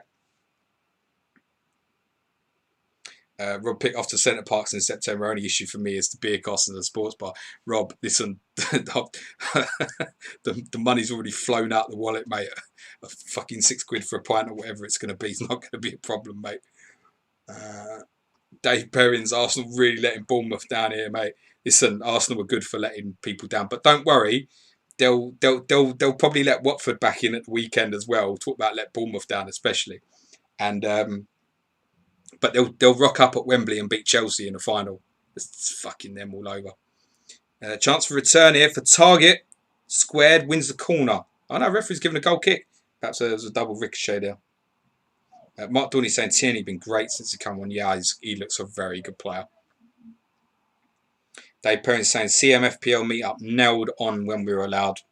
Count me in, mate. But unfortunately, someone was asking me today about any chance for a Planet FPL live show before the end of the year. I'm like, I don't think so, mate. I don't think it's going to be this year. Meetup with smaller numbers, yeah, maybe right time, right place. But unfortunately, I can't see me and Sush being able to put a fucking live show together for numbers this year. And the responsibility thing of it's bad as well, because actually more people will fucking want to come than probably normal as well.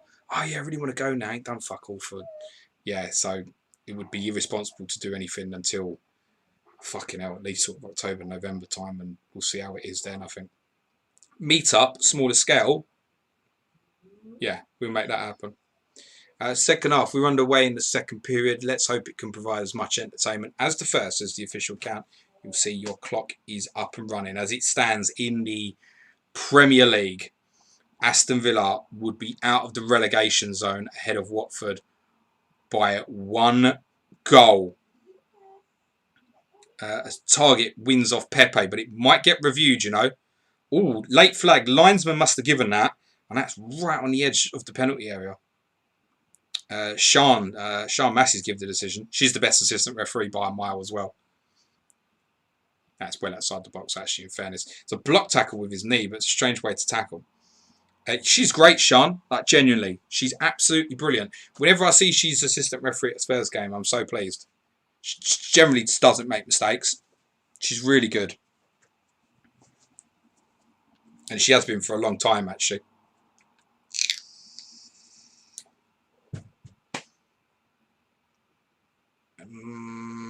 Gary Shepherd, Woburn is my nearest one. Went there a couple of years back and really enjoyed it. It's alright, it's fucking boring. I'll enjoy it more now. I've got Harry with me as well. Oh, it's fucking boring. I mean, last time I all I wanted to do was be in a fucking bar all day. Shut up. FPL Hitman, scenes at Aston Villa if it stays the same. Won't be no fucking scenes, mate. No one's fucking there. FPL Andy, so far, Hayden Anderson's only returns a wise assist and rude triple captain goal, if I haven't missed anything. Cheers, Andy. Andy screenshot me in my DMs his team. Don't put it out for everyone. That's a little unfair. DM me his team if you've got hold of it. Hayden, if you're watching, good luck. Hope you fucking lose, mate. There's money on the end of that carrot stick. Reina will claim Pepe's cross. Beautifully floated cross by Pepe on his right foot. You feel the sarcasm in my voice, like if he kicks the thing with his right foot. Brian Yule, smaller meetup. Did you just confirm Planet FPL live in Kenya? It probably would be a smaller meetup. Such really wants to do it. Really wants to do Planet FPL in Kenya. He's fucking adamant about it. He's so adamant about it. I don't know if it's gone beyond the joke now. Joe Finney Badder, Richard Keys and Andy Gray think otherwise. That's about Sean, isn't it? Yeah. Fucking idiots. Oh, wow. 0-0 at Stamford Bridge. For somebody in this chat, your player has just been sent off.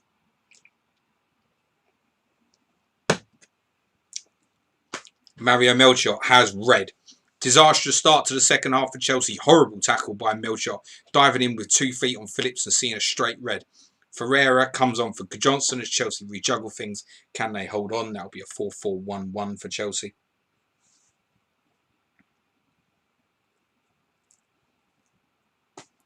Cole, I know I'm absolutely right on Sean Massey. I think her name's something else now, isn't it? Sean Massey, something else, because she married someone, I think, isn't it? But that was her original name. She's a brilliant assistant referee.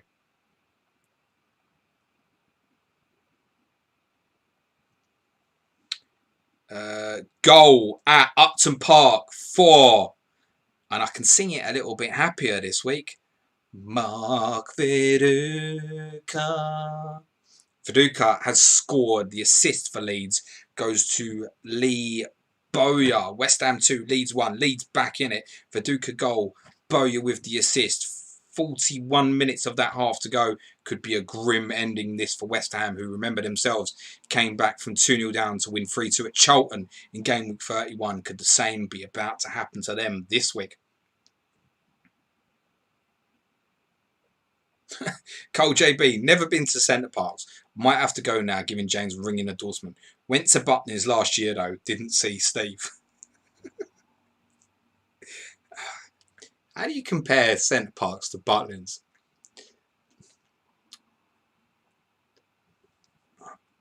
Butlins.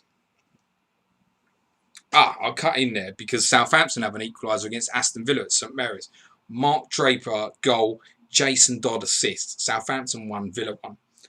Butlins is what Centre Parks would look like if you went to Centre Parks and you were off your fucking nuts. That's what Butlins would look like. Or, depending on what type of drugs you're taking, the other way around. As FPL Hitman says, in honour of FPL tactician Andy Martin, Viduka return. I can't believe you're still saying that, Andy. I do love you, mate. I don't know if it's just a long-running joke, mate.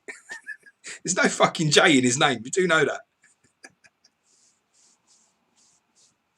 Howard Chavo, Viduka captain, get in. Joe Finney Badder, looking forward to Wickham away next season. Joe's a Watford fan, for those not aware. On the Draper goal, Ray plays Doddin down the flank and he lifts the ball into the box. Excuse me. Where Draper out jumps Schmeichel to get a goal against his former club. That'll be a sweet one for him. Tessem and Davis preparing to replace Kakeres and Svensson.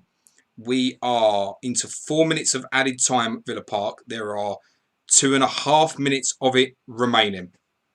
On the Viduka goal, Leeds back in it, and who else but Viduka? Bowyer puts in a hopeful looking cross, but that's all the big Aussie needs as he puts a powerful header past James. Irekpen preparing to come on for Breckin. Viduka will be licking his lips. Sorry, Andy.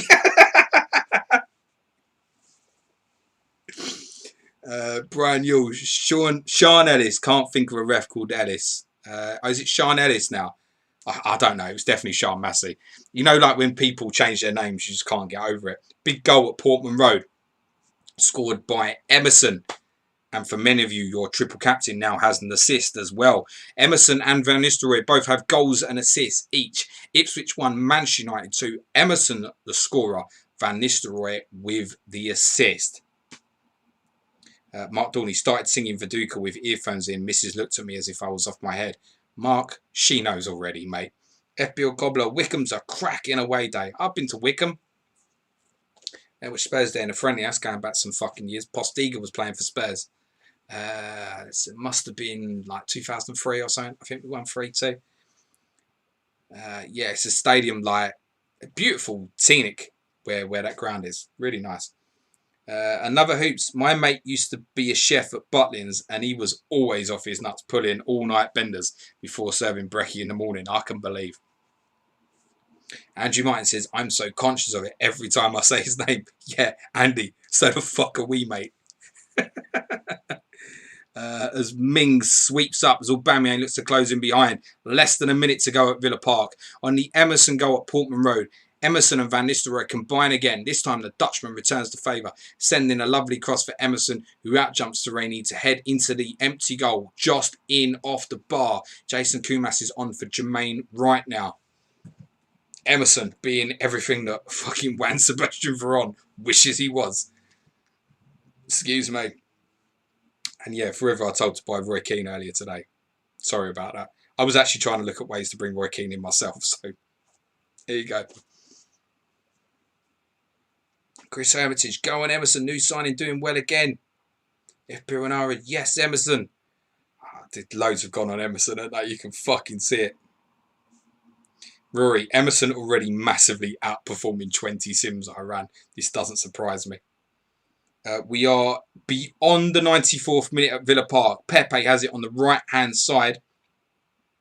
Plays into Willock, receives the return. Switches to the left. Arsenal do have a man over if they want to use it, and it goes there to Tierney.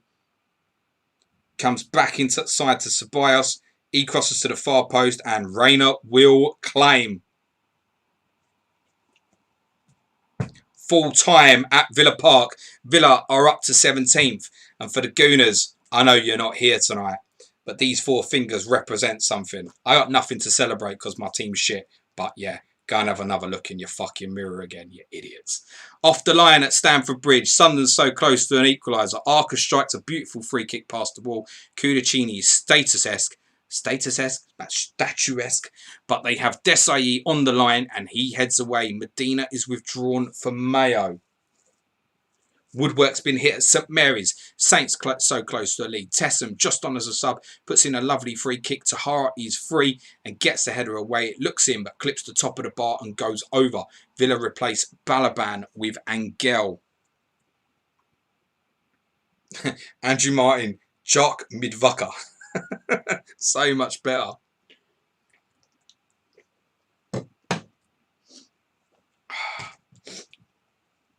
Tim Lum saying 2004, I think. That's in reference to my visit to Wickham. Go and Google that, mate. I don't think it is. I think it's the year before. I think it's 2003.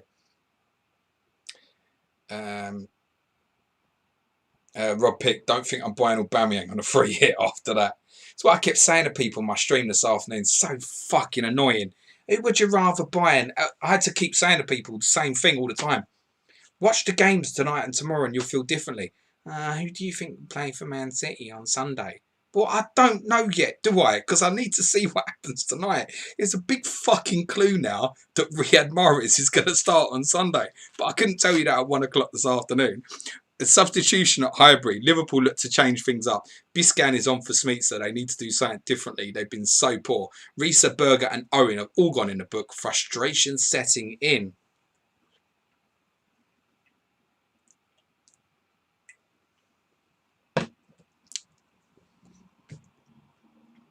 Is that right, Avatrovo? Arsenal 0 shots on target. It didn't feel like that watching the game. FBO Andy saying, yes, get in up the Villa. And FPL Hitman, Gooner's going to get got. Mark Dorney, Grealish and Mings immense tonight. Storm Legacy, Grealish might just be playing Prem next season for Villa. Yeah, if they stay up, he'll still be at Villa because no one's going to fucking buy him. FPL captain at Dave Perrins might at least get a ticket now. Substitutions at Goodison Park, but before that, penalty to Leicester at Filbert Street, inexplicable by Henning Berg. Scowcroft chips a ball in the box and under no pressure. Berg decides to clear it with his hand. He's booked. Dennis Wise to take. Leicester have replaced Dean Sturridge and Damien Delaney with McAnuff and Trevor Benjamin. Penalty coming up for Leicester to be taken for Dennis Wise. Does Scowcroft get the assist there? I'm going to presume that he doesn't. I'm going to guess that he doesn't. We'll find out shortly. Substitutions at Goodison, change of pace. Fortune is off for Ziga, with Everton replacing Wazinski with Campbell. Xavier is also warming up and will replace Gravison soon, apparently.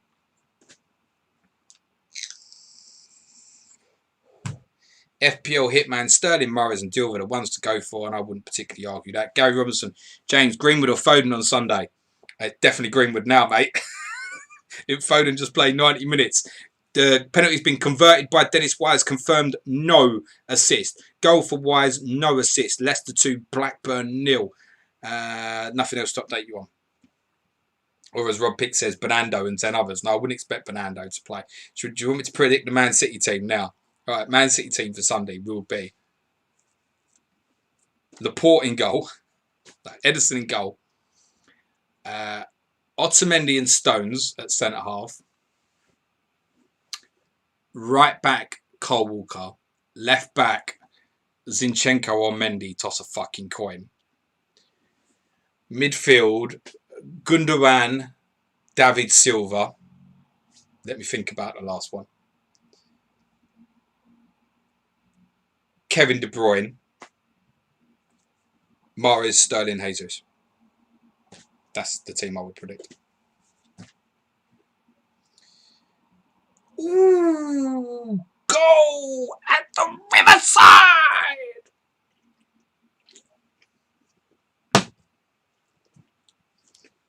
From Rob Lee with no assist. Middlesbrough 1, Bolton 1. Rob Lee with the goal, no assister. God, that was a fucking big double game week punt there, wasn't it? Boom! Alan Daddy, what happened to the assist match centre and summer leave there? No, those things I didn't think would get awarded as an assist there. I mean, look, you're crossing it in and it hits someone and you get a fucking assist for it. You shouldn't be getting that in official FPL. There's something else you'll like more in Sky as well. That like you only get assists when it's a proper assist. Andrew Martin, joke that no assist is given. Fuck this game. Yeah, I own Scowcroft too. Dave Perrin say Laporte to play Saturday, I reckon. Okay. Brian Yule, Laporte went off early. Is that a hint? Nah. I think what happened today, I was under the impression that they'd probably play a stronger team at the weekend rather than today. But I think what's happened is that he wanted a response on the weekend, plus the integrity of the competition. I think he felt I should play the sort of team I would normally play in this fixture against Watford for the integrity of the league. And they put a fucking statement out, let's be honest. But I think he's still going to be quite a strong team on Sunday as well. It probably won't be as many changes as I originally thought. I think that team I'm predicting there's got, what, 6 or 7? That's probably about right, isn't it? Which genius tipped Rob Lee for the double game week? Me and Dave. Nolan's effort rebounds back off the post and falls perfectly for Lee, who hits the top corner. Shouldn't Mr. Nolan get an assist then, guys? Or we're not doing them ones. Greening and Greening and Hamilton Ricard don't make 60. They're off for Somerville and Whelan. Nolan off for Diawara shortly. Gary Shepherd, Rob Lee's on fire.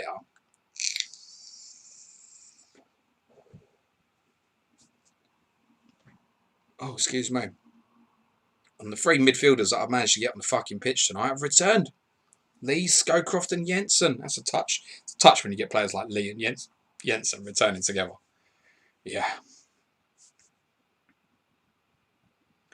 Joe says, right, as I'm not a drinker, I'm going to drown my sorrows with a protein shake.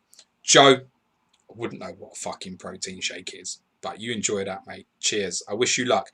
It's not over, mate. It is not over. For a start, West Ham will beat Villa on Sunday. It is not over. Renari9 says the assist of the assist would be good addition for FPL, like in the Telegraph. Key contributions. Fucking hell, seeing the way this community moans about fucking assists as it is, and you want to. I mean, I'd have some sympathy of the official FPL account there. Fucking hell. Imagine them arguments. Changes for both sides at Portman Road. Ipswich replace Armstrong with Pablo, while United make a change up top. Scholes is on for Andy Cole. Fresh for the second double game week fixture at least, I guess. Did anybody really have any doubts about Van Nistelrooy starting this game? It was going to be up to like 93, 94%. And trust me, it's a 3-day turnaround to the game tomorrow. And as long as he doesn't get injured in the next half hour, he'll play tomorrow as well. It won't be an issue. I'd be stunned, properly stunned, if he didn't play. David Strong was a 50-50 between Liam McPhail for me. FPL Andy's only clean sheet is gone now with that Middlesbrough wipeout. Andrew Martin just 12 points. Foster got bonus over him. Who's that? Who's that for? Adam What Daddy. Nolan doesn't get an assist. That function has temporarily stopped working. Okay. Anurag. Thank you, Dave and James, for the Lee recommendation for the double game week. No problem. Bilal, got to go now. Enjoyable tuning in for the first time. We'll play this if a second season is launched. Wicked, Bilal. On your way out, give the video a like if you had a good time and say hello to my friend Gary Smith. Say hello to my little friend. Rob Pick, not accepting this no assist for Scowcroft. Stuff your matchday tweets at the weekend or your leak. Rob, you're getting out of your fucking station, mate. I'm telling you. You get a little bit of fucking power. You don't know what to do with yourself. Anurag says FPL should just follow Bundesliga fantasy scoring advanced stats points. Oh, yeah. Well, welcome to Sky, guys. Avitrara, Cole off before 60. No, I think that's okay. I need that confirmed.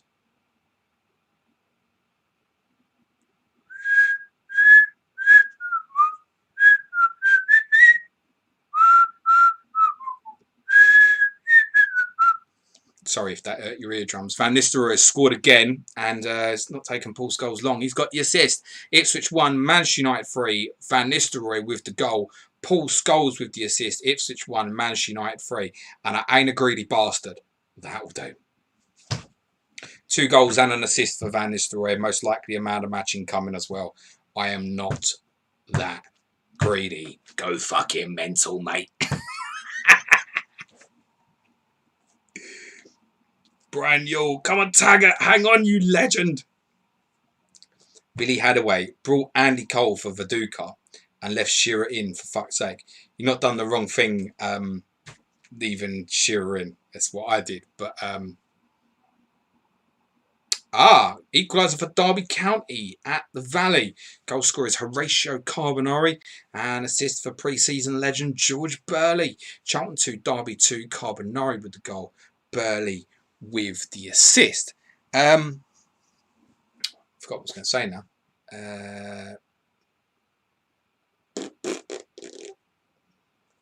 Don't know. It's gone. Sorry if I read your comment, started commenting on it, and then just completely forgot. It happens to me. I'm getting old. I'm getting really. I'm not really old. I'm just getting old. And watching them two handsome fuckers last night in the middle of the night, I realised you watched it Sunday night, but yeah, I wasn't. I feel like I need a shave. I might have to have a shave tomorrow. Fit back in.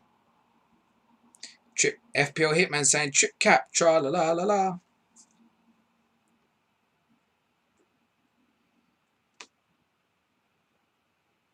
This is turning into an excellent night for the Dutchman, and he still has 26 minutes and Bolton to go in this game week. Scholes plays forward to Ruud van Nistelrooy on the edge of the box. He lashes onto it before firing unerringly past Matteo Sereni. He's in the mood.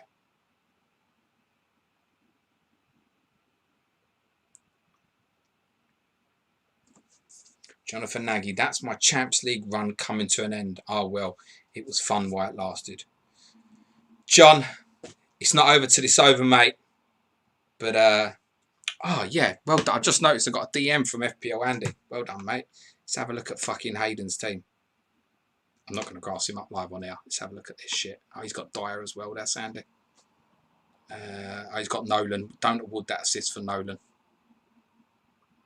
Oh, yeah. Oh, yeah, he's been done there.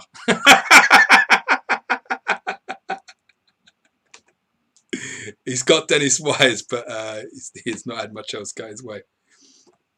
Could be in the old Champs League last 16. I'm the one to avoid. I'm not saying that out of the 72 teams that are in the group stage that I had the best record of all 72, but I did. On Carbonari's equaliser at the Valley. Derby back on level terms again. Burley rises higher to knock down Christie's free kick. And Carbonari stretches to poke the ball home. Derby have just replaced Ranio and Ravanelli with Kinclazi and Dano while Ewell's been put. And I don't need no fucking simulations either.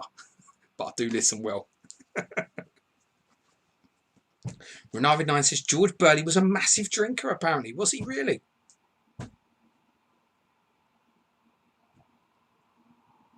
Rob Pitt checked, no assist for Bernardo.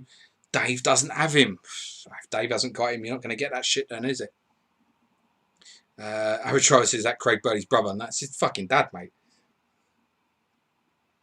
Anurag, is Ruud van Nistelrooy outscoring his first double game week return? Maybe should have saved Triple Cat for this one instead.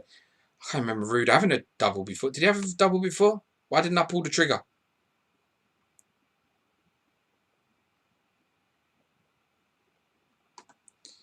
Andrew Martin, Prem on Sunday will be great. Plenty of as it stands swings in a relegation fight. Bournemouth not out of it yet, in my opinion. I agree with that, Andy Martin. There's been a near miss at Highbury. Arsenal owners holding on to potential clean sheets. You might be in trouble. Liverpool have just replaced Owen with Lippmann and go so close. Partridge sends in a delicious cross and Heskey powers the header at goal. It beats Seaman, but not Tony Adams, who clears off the line. Albertini coming off now for Robert Pires. Remains 2-0.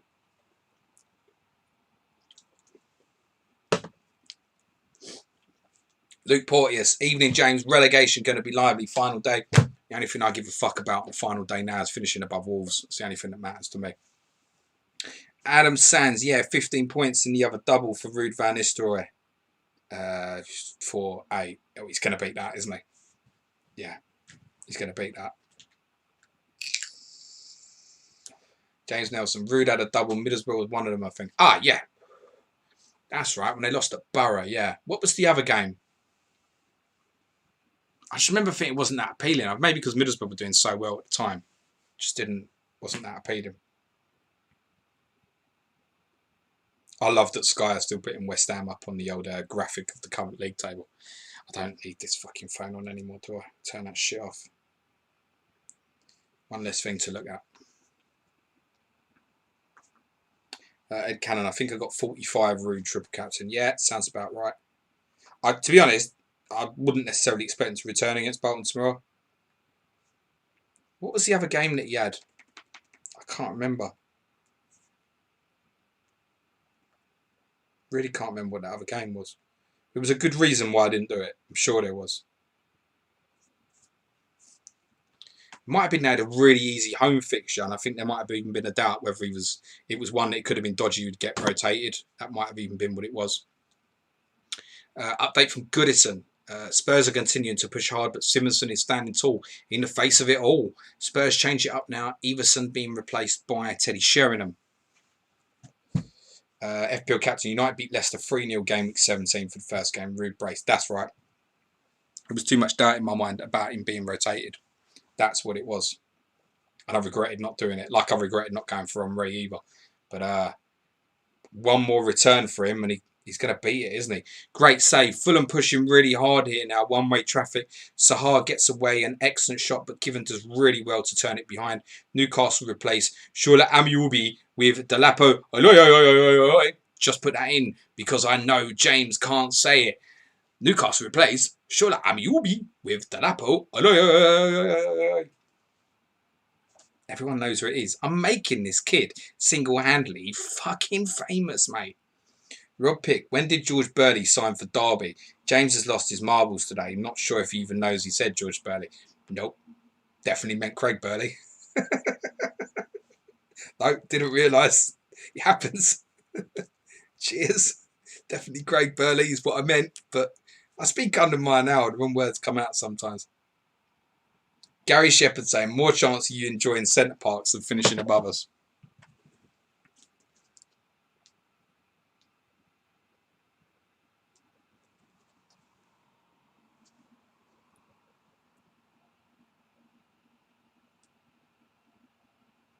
Thanks, Gary. Go at the Valley. Who said that Jason Yule's been a very good signing for them? He's got a double, mate. Yule with another goal. Assist this time for Scott Parker. Charlton 3, Derby 2. Yule with a goal. Parker with the assist. Charlton back in front, 3-2. Tim Lum saying to Hassan Carla, maybe because of the Leicester game. Win against Wham and lose against Leicester by a lot. Psh, over my head. Luke Portis, Kane and Davinson Sanchez in my free hit team. Come on, you Spurs. I fucking closed my eyes reading that. Look, FBI has just put £5 on West Ham to go down. If things go very, very badly wrong, I can at least pay for a honeymoon. Jesus fucking Christ, Luke. Are you stupid? Fucking donate the money to charity, you prat. Sing it! Mark Viduka. West Ham 2, Leeds 2, Viduka with the goal. And those who are backing on Stephen McPhail have a return. Viduka goal, McPhail assist. West Ham 2, Leeds 2. Irons, you won't lose it in the real Premier League, but back in 2002, as per usual, West Ham's falling apart. 17 to go at Upton Park. West Ham 2, Leeds 2. Viduka's got his second assist for Stephen McPhail. Average Driver saying Wilcox is done. Yeah, 3 Charlton goals. No Wilcox returns.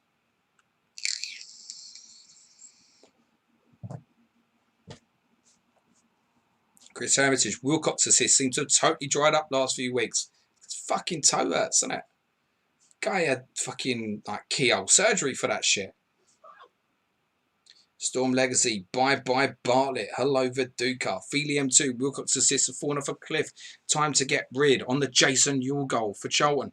Brace for Jace. And what a ding-dong battle we have here. Parker puts another through ball in. Derby have looked vulnerable to those all night. And Yule gets himself free to fire past Poom. They'll look to defend this now. Can they hold on? Probably not. FPL Wine says, buzzing to be called a prat by James. I'm here to make names. Graham S says, sing it. Talon Dean, Viduka, Chris Elchis, Viduka, David Strong. Yes, Stephen.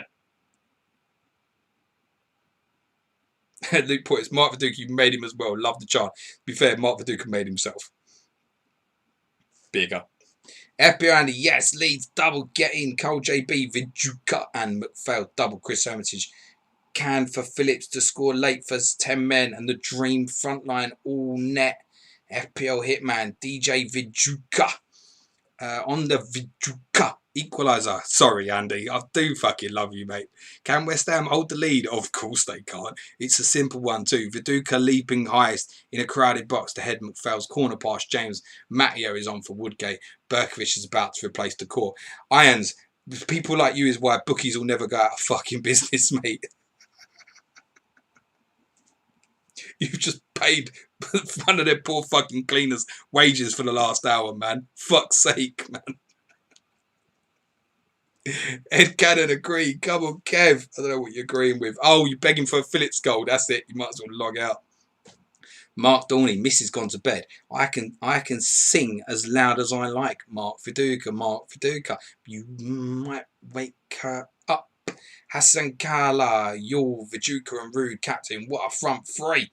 Rob Pick, Georgie Burley. It's Craig Burley, you dickhead. Near miss at the Riverside. Boxic goes so close. He meets Gordon's corner, but Jaskalainen gets down brilliantly to turn it behind. That'll be his last action too. He's coming off for Windass. Bolton have replaced Madison with Ricketts. Borough are doing the pushing. I guess Bolton are not doing the pulling. Marcus de Geezer. Oh, lots of chat. Come on, Phillips. Only one left in front 7 not to get a return. It sounds like there's going to be some fucking high scores this game week. Alan, what daddy bench McPhail for Wilcox, for fuck's sake. VDM2, Just checking into this stream. Looks like my -4 to bring in Melchior and Roy Keane has backfired magnificently. Hassan's responding to Tala. Sold Phillips to make it happen reversing next week, probably. Well done. I didn't see your message, but you've obviously smashed something, Hassan. Well done. Average driver. Surely Viduka is getting 35 plus goals. What a man. Excuse me. FPIs, when we lose 8-0 to United tomorrow, you'll be calling me a genius. I still call you a fucking prat, and I call you 11 players a prat as well. I laugh my tits off, mate, if United go mental on you, mate. Literally mental. It's impossible for you to get relegated, mate. Literally impossible. Send me the fiver yourself, and I'll give you a bigger price than the fucking bookies. Seriously. Impossible for you to get relegated. Cal says Viduka is mental in this game. Should have been 20 million. FPL Hitman, Madison punt didn't work then. Cole JB, Shearer looks like he's done me a massive favour by not turning up here. Joe Finley Badder, guess I should have vice captain Rude instead of Golden Balls. Another red card at Stamford Bridge for a Sunderland player. One that many of you might have owned this season. Emerson Tome has been sent off for Sunderland. Sunderland now down to 10 men too. Joe Keenan just on for Emmanuel Petit. Sends a brilliant through ball towards Jimmy Floyd Hasselbank. He's running through, but Tome trips him cynically. And Steve Bennett has no choice but to send him for an early bath. Have a wash, mate. Joe Finley Badder. Guess I should have vice captain Rude instead of Golden Balls. Don't mind that. You went for the differential, mate. It's all good. Storm Legacy, old Golden Balls. Roman wanted him once upon a time. Good times. FPL Hitman. Irons, just give 3 goals to Martial tomorrow. Don't need 8. By the way, for those of you who regularly listen to Planet FPL, I've gone into the game week about 15 points behind Suj. And unfortunately, he fucking blocked me off with Danny Ings a bit this weekend, which could have been, obviously, he'd scored the second. Would have been very different. He obviously didn't, so it didn't sit him out. And actually cost him a point because he got Ings in for Jimenez. So we're actually 3 versus 3 this week. My Nick Pope, Harry Maguire and Raheem Sterling. It's gone okay so far. Versus, but this is the bad bit. Versus his Martinez. It's gone. Martial and Pulisic. If United keep a clean sheet tomorrow and Martial blanks, I might just fucking finish the game week ahead of him.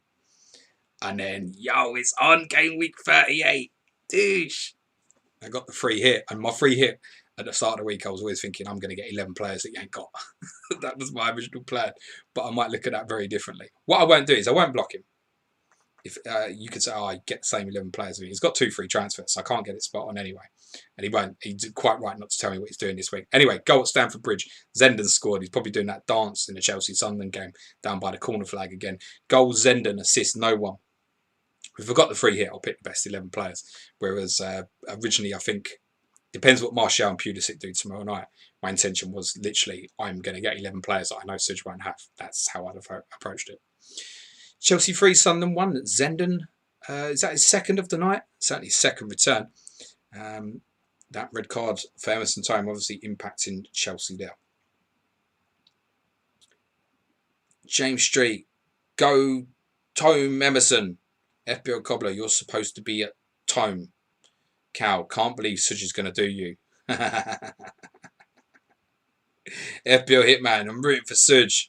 Listen, I think it's all well and good. Every now and again, you've got to support the underdog. I'm absolutely down for that. You should all be supporting Suj. If Suj finishes above me, that's the fairy tale FPL story of the season. But don't forget that he's an FPL expert, and I'm just a guy on Planet FPL. So, I mean, he should beat me, really. If he beats me, that's what I'm going to say. Well, you're the fucking guy that keep calling the expert, mate. Do you know what I mean? Introduce us to our expert this week, Sujan Shah. Fucking makes me sick in the back of my mouth. Sullivan has made a few good stops, but this is another bad error. Ferrer gets a shot away from Carboni's corner. Sullivan should hold it, but he spills a shot and Zenden is there to tap home. That will do for Chelsea. Storm Legacy, who would have thought Ings scored more than Jesus and Aubameyang while missing a pen? Yeah, he didn't score as many as Harry Kane now, did he? You know that guy was finished. All right, Andy, how you doing, mate? Yeah, cool, sweet. FBL Triggy, Martial's my captain. Come on, Such. I know Martial's going off tomorrow night. Oh my goodness, Bolton have the lead at the Riverside. I'm meant to have a swig of drink, can I? And keep you waiting for, who's going to return. In the comms, Dave won't be putting, sorry for those I recommended not to get Henrik Pedersen this week. Pedersen has scored. He's reliable. Assist for Michael Ricketts. Middlesbrough 1, Bolton 2. Pedersen with the goal. Ricketts with the assist. And a hat-trick for Pedersen. And he might just outscore Ruud van Nistelrooy this game week. Middlesbrough 1, Bolton 2. Cole JB. I always love supporting the underdog. I'm with you all the way, James. Fuck off, Cole. Rob Pick, Such made call of the season on Souček. Yeah, except that he tried to deny it and then Souček went off. That was the best bit. He got called out for recommending Souček. Villa were in front of Southampton. Dublin's got the goal and Boateng's got another assist. Southampton won Villa 2. Dublin goal, Boateng assist. That was the best bit. So he got called out and even I was like, nah, Such didn't recommend Souček. I don't remember that. Sure enough, bang, 5 minutes later, everybody's pulling out the audio from fucking 25 podcasts ago or so, saying, Such going, yeah, Souček, he could be a decent fifth midfielder and stuff. You might want to consider him. That was basically all he said. And then me and Such were both in denial about it. So even privately, I was like, I don't remember you saying that. Did we record that? He was like, I don't remember either. So we both tried to deny it. And then the next couple of weeks, Souček, bang, bang, bang, bang, bang. And obviously then it was like, yeah, so about that Souček recommendation. And everybody went back into their hole, didn't they? Fucking love it.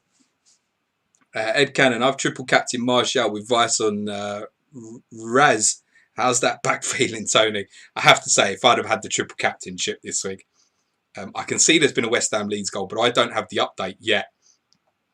If I'd have had the triple captaincy this week, I would have been playing it on Anthony Martial. Genuinely, I would have done the same thing. Leeds have the lead against West Ham United. You can probably tell from my tone that Mark Viduka is not the goal scorer, but Andy Martin will be in the chat any second now because Harry Kewell has put Leeds in front at Upton Park. Isle Berkovic with the assist. West Ham 2, Leeds 3, Kewell goal, assist, Berkovic. Can I say that I think, and I'm sorry this is going to upset some people, I get the impression that the average this week is going to be fucking massive because it just feels like so many good players have returned during the course of the day somewhere. On the Pedersen goal for Bolton, what a massive goal this could be for Bolton's survival hopes. Pedersen chips the ball into the box for Ricketts, who heads it back towards Pedersen. The Dane controls nicely, brings it towards goal, and then curls it past Crossley. On the Dublin goal for Villa, that's give them the lead at St Mary's. Villa lead, Boateng again the creator, sending a lovely curling cross into the path of Dion Dublin, who eats those sort of chances for breakfast. Must be a big breakfast. No mistake by him. He heads past Moss, and Villa have just 7 minutes to hold on. That's longer than if you were playing Arsenal. And on the Harry Kewell goal, Leeds have turned it round. Berkovic collects Irekpen's weak-headed clearance before sending in a far post cross where Kewell arrives to head perfectly past James. Poor old West Ham. Hold on, we have another goal incoming at Upton Park. I don't have it yet. But yeah, West Ham, who came from 2-0 down last week to win, are now fucking 3-2 down. They're not losing anymore. It's 3-3. Paul Kitson has scored. Assist for Laurent Courtois. West Ham 3, Leeds 3. The fuck is going on here? Paul Kitson with a goal. Laurent Courtois with assist. West Ham 3, Leeds 3. 6 minutes apparently to play at Upton Park, says the official account. I'd make it we're in the 87th minute. Tag saying massive mistake not playing Seaman. Shut the fuck up, man. James Street, can't believe Spurs still have a clean sheet. Me neither. Andrew Martin, there he is. Oh, Harry Kewell, fire. Ram saying the Souček thing was super funny. It was, mate. FPL captain. I think that's Pedersen's first goal since game week 20. Really? Check that, mate. That can't be right. It felt like there was a little period he was scoring every fucking week, mate. Is it that long ago? Goal at Highbury. What did I fucking say in the chat? Thierry Henry has put Arsenal 3-0 in front. Assist goes to Andre Tikhonov. Arsenal 3, Liverpool 0. Thierry Henry goal. Andre Tikhonov assist. Yeah, you know that final hit that I was thinking about, Ian Hart to Ashley Cole. That's why I didn't do it. Joe Finley Badder's got Courtois first sub goal coming on for Hassan Kashlu. Ed Cannon, listen, bad things will come to people who own that person.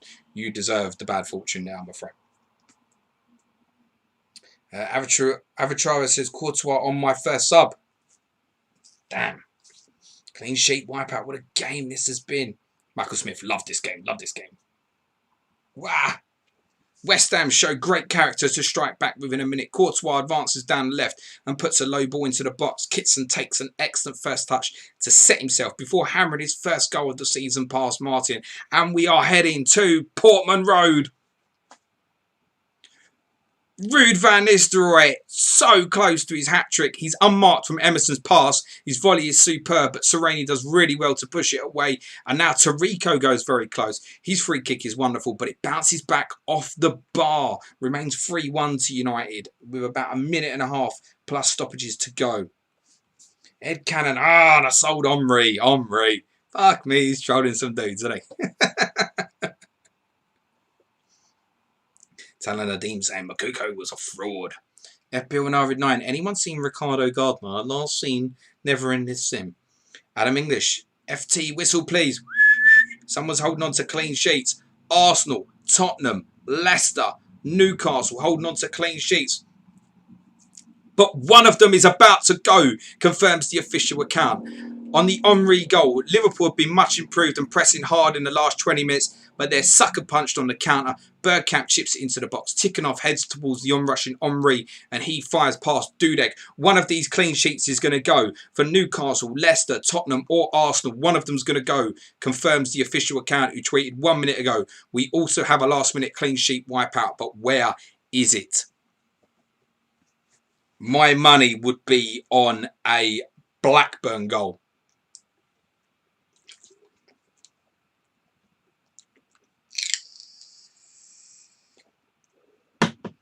Big goal incoming. I suspect there's a few out there with double Arsenal defensive. A Liverpool goal here would be a blow, no doubt about it. The goal is for Blackburn. Marcus Bent is the goal scorer. Alan Mahon is the assister. Jerry Ferry's clean sheet is gone for myself. It will be gone for many of you as well. Leicester 2, Blackburn 1. Marcus Bent with a goal. Assist goes to Alan Mahon. Can they force an equaliser at Filbert Street? Blackburn have wiped out Leicester City's clean sheet. Clean sheets remain for Arsenal, Tottenham and Newcastle. A weaker Newcastle and a Tottenham playing away from home. This simulation really is on drugs. And Liverpool, all that attacking power, doing nothing in a big game away from home at Highbury. That was an exciting couple of minutes.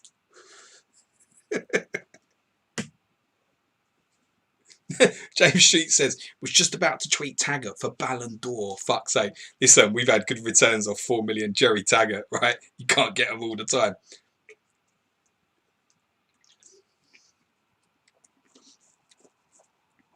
Look, update from the official account. The Jerry Ferry is sunk in the final minute.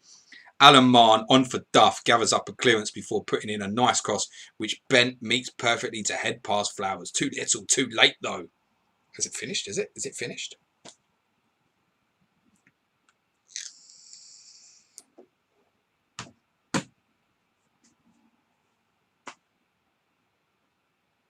FBL Cobbler says that's the worst ending to a Taggart since 1999. Rob Pick, Dave's robbed me of a Scowcroft assist and now he's made up a Blackburn goal. Lots of gutted people about that Leicester clean sheet. So many gutted. Just reading the comments. Ah, shit, bollocks, balls, balls. Jerry Ferry gone, for fuck's sake. No, Taggart goodbye. Oh, thank fuck, for fuck's sake. Fuck, no, Taggart clean sheet gone, for fuck's sake. Any other clean sheet? Why that one? Full-time FPL captain, you absolute superstar. Hand for my man, FPL captain, please. What a fucking don. My friend, Turnham Red, we are at full-time this afternoon. Get it done, mate. Turnham Red. Well done, pal. Thank you. So we're full times. Charlton have beaten Derby County by 3-2. Why are they not in alphabetical order? I'll use captain's graphics. Arsenal have beaten Liverpool 3-0. Henri with returns this evening. Charlton have beaten Derby by 3-2. Two men sent off in the Chelsea-Sunderland game. Mario Melchiot, one of them. But Chelsea have run out 3-1 winners. An away clean sheet for Spurs. The first, I should imagine, since the 1-0 game week 15 meeting at Highbury. Spurs win 1-0. Redroth goal, assisted by Salakovic. Manchester United 3-1 winners at Ipswich. A goal and assist for new signing Emerson. 2 goals and an assist for Ruud van Nistelrooy. Leicester have beaten Blackburn by 2-1, losing a very late goal to Blackburn's Alan Mahon there. To Marcus Bent, sorry, Alan Mahon assist. And the Jerry Ferry clean sheet is blown near the end. Bolton have won 2-1 at Middlesbrough in a double game week.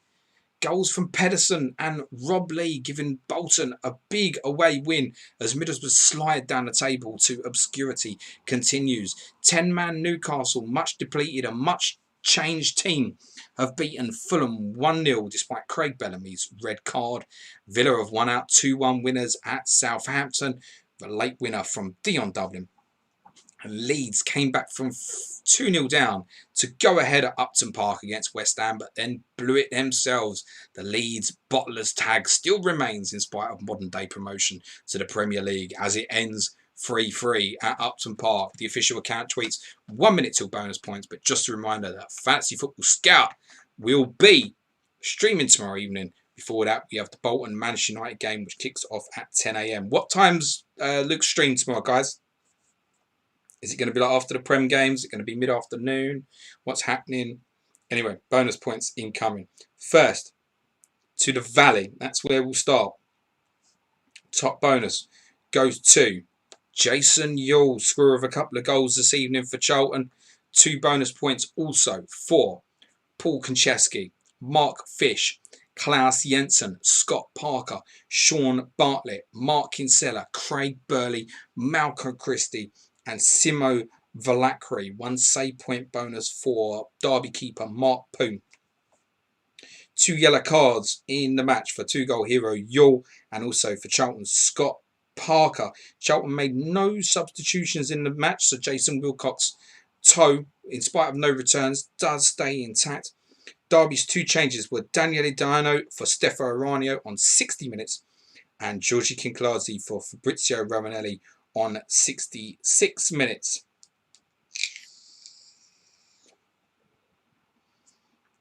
Top bonus at Filbert Street goes to, unsurprisingly, Dennis Wise, 2-goal hero for Leicester.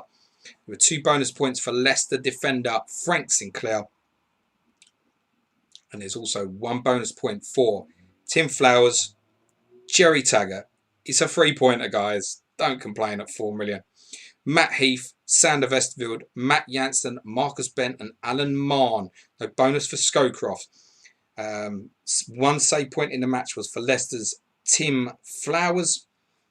2 bookings in the match for Blackburn's Henningberg and David Wetherill. Blackburn had used David Dunn to replace Ludvigsen on 54 and Mahon, who assisted Bent's late goal, replaced Damien Duff on 68. Leicester's changes were, I'll have to work this out here, McAnuff and Akinbaye for Sturridge and Delaney on 50. And then Benjamin replaced Akinbaye on 55. It's not listed as an injury.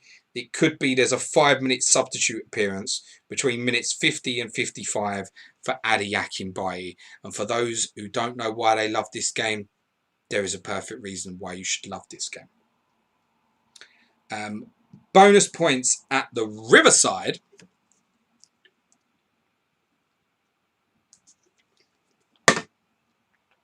are very interesting.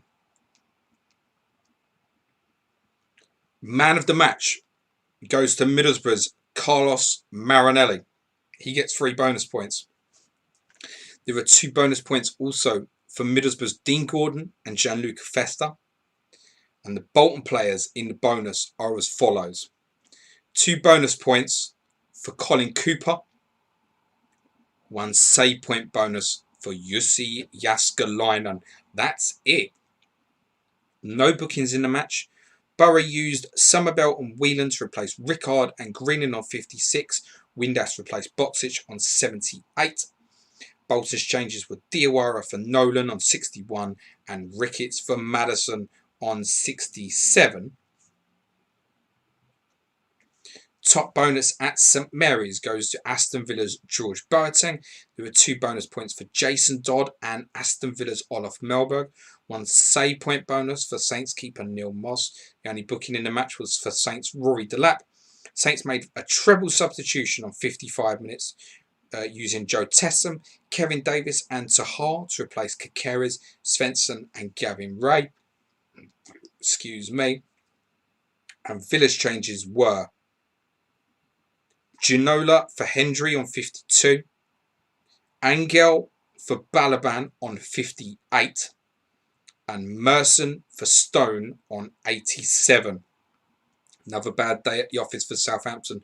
Villa deserved their points. I'm just looking back through the official account's tweets saying that Borough dominated against Bolton but failed to get a result yet again. 2 points from a possible 24 for them now.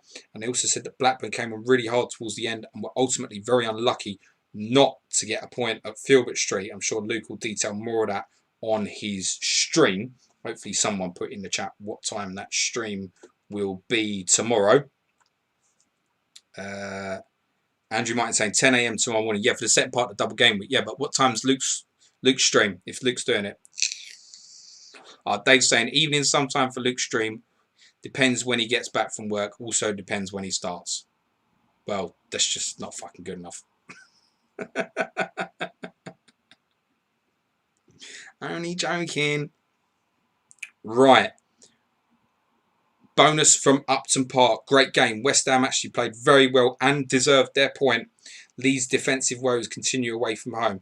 Top bonus goes to Don Hutchinson. There are 2 bonus points for Paul Kitson, Lee Bowyer and Mark Viduka. There was 1 save point bonus for Leeds' Nigel Martin. West Ham's changes were Eric Penn for Breckin. Fucking hell, stated out. 52. Hayden Fox for Sommer on 58, and then Daly replaced Fox on 72. It's a nice 12-minute appearance. No news of an injury there either. Leeds' changes were Matteo for Woodgate on 72, and DeCourt was replaced with Isle Berkovic on 78. Berkovic obviously probably thought they'd laid on the winner for Harry Kewell. Kewell's rating in the match, just out of interest, 7 out of 10. All those on the bonus, 9 out of 10 ratings. So the ones that are unlucky, Repka, Joe Cole, Lomas, Courtois, Martin Kelly, McPhail. They're the ones unlucky not to hit bonus. So they've hit 8 out of 10 ratings, but all those who hit the bonus in that match had 9 out of 10 ratings. To Highbury. Excuse me. Actually, no, we won't go to Highbury. We'll go to Portman Road first. United good for their win, but Ipswich pushed them hard. Not a bad night for Ruud van Nistelrooy, who obviously also receives man of the match and top bonus. There were also 2 bonus points for 3 Manchester United players. Fabian Barthez, Phil Neville and Emerson. 1 save point bonus for Matteo Sereni. Only booking in the match was for United's Roy Keane. Van Nistelrooy's man of the match rating was a 10 out of 10. Again, all those in the bonus in this match, 9 out of 10 ratings. So Fanidi, Silvestre, Gary Neville, all a little bit unlucky with 8 out of 10s not to be in the bonus. Ipswich's changes were Kumas for Jermaine Wright on 53, Pablo for Alan Armstrong on 61. United's sole change was Paul Scholes for Andrew Cole, timed at 61 minutes. So Cole's safe. It is a 2-pointer. Scholes then immediately set up United's third for Ruud van Nistelrooy. Top bonus at Highbury goes to Thierry Henry, man of the match rating with a 9 out of 10.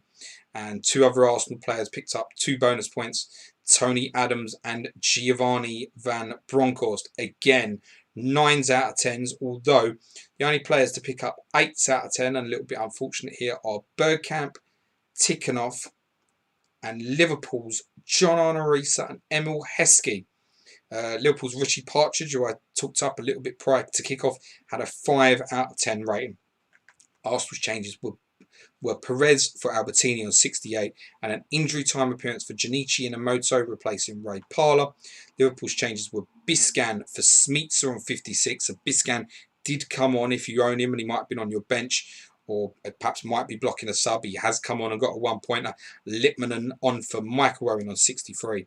Owen amongst 3 Liverpool players booked as well, along with Berger and John Arnorisa. Top bonus at Stamford Bridge goes to Budavine Zenden. Goal and assist for him, 10 out of 10 rating. He's got top bonus, 3 bonus points for him. There were 2 bonus points for Jimmy Floyd Hasselbank with a 9 out of 10. There's also 1 bonus point for 5 other Chelsea players: Celestine Babayaro, William Gallas, Marcel Desailly, Emmanuel Petit, and Benito Carboni. 1 save point for both keepers here, Cudicini and Sullivan. 2 red cards were the only cards issued in the match for Chelsea's Mario Melchiot and Sunderland's Emerson Tome. Melchiot sent off on 48, Tome sent off on 77. Chelsea's changes were Albert Ferrer for Johnson immediately following that Melchiot red card in a reshuffle, and Joe Keenan replaced Emmanuel Petit on 74. Sunderland's sole change was Paul Mayo for Nicolas Medina. The official count says Chelsea the better team. They had a little wobble when they were down to 10, but finished strong. Official count also said on the Arsenal game, very good performance by Arsenal. Liverpool didn't really show up until the final 20 minutes.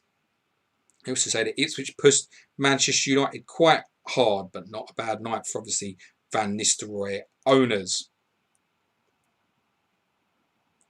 To Goodison Park, top bonus goes to Tottenham's Sergei Rebrov with 2 bonus points for Everton's David Unsworth, 1 for Steve Simonson, David Weir, Kevin Campbell, and there is a bonus point for Stefan Salakovic, giving him a nice little handy 7-pointer this evening. 1 save point bonus for Simonson as well. No bookings in the match. Everton replaced Thomas Rudzinski with Kevin Campbell on 53, and then Gravison with Abel Xavier on 60. Spurs replaced Quinton Fortune with Christian Ziege on 51 minutes, and Teddy Sheringham played the final 20 minutes, replacing Stefan Everson.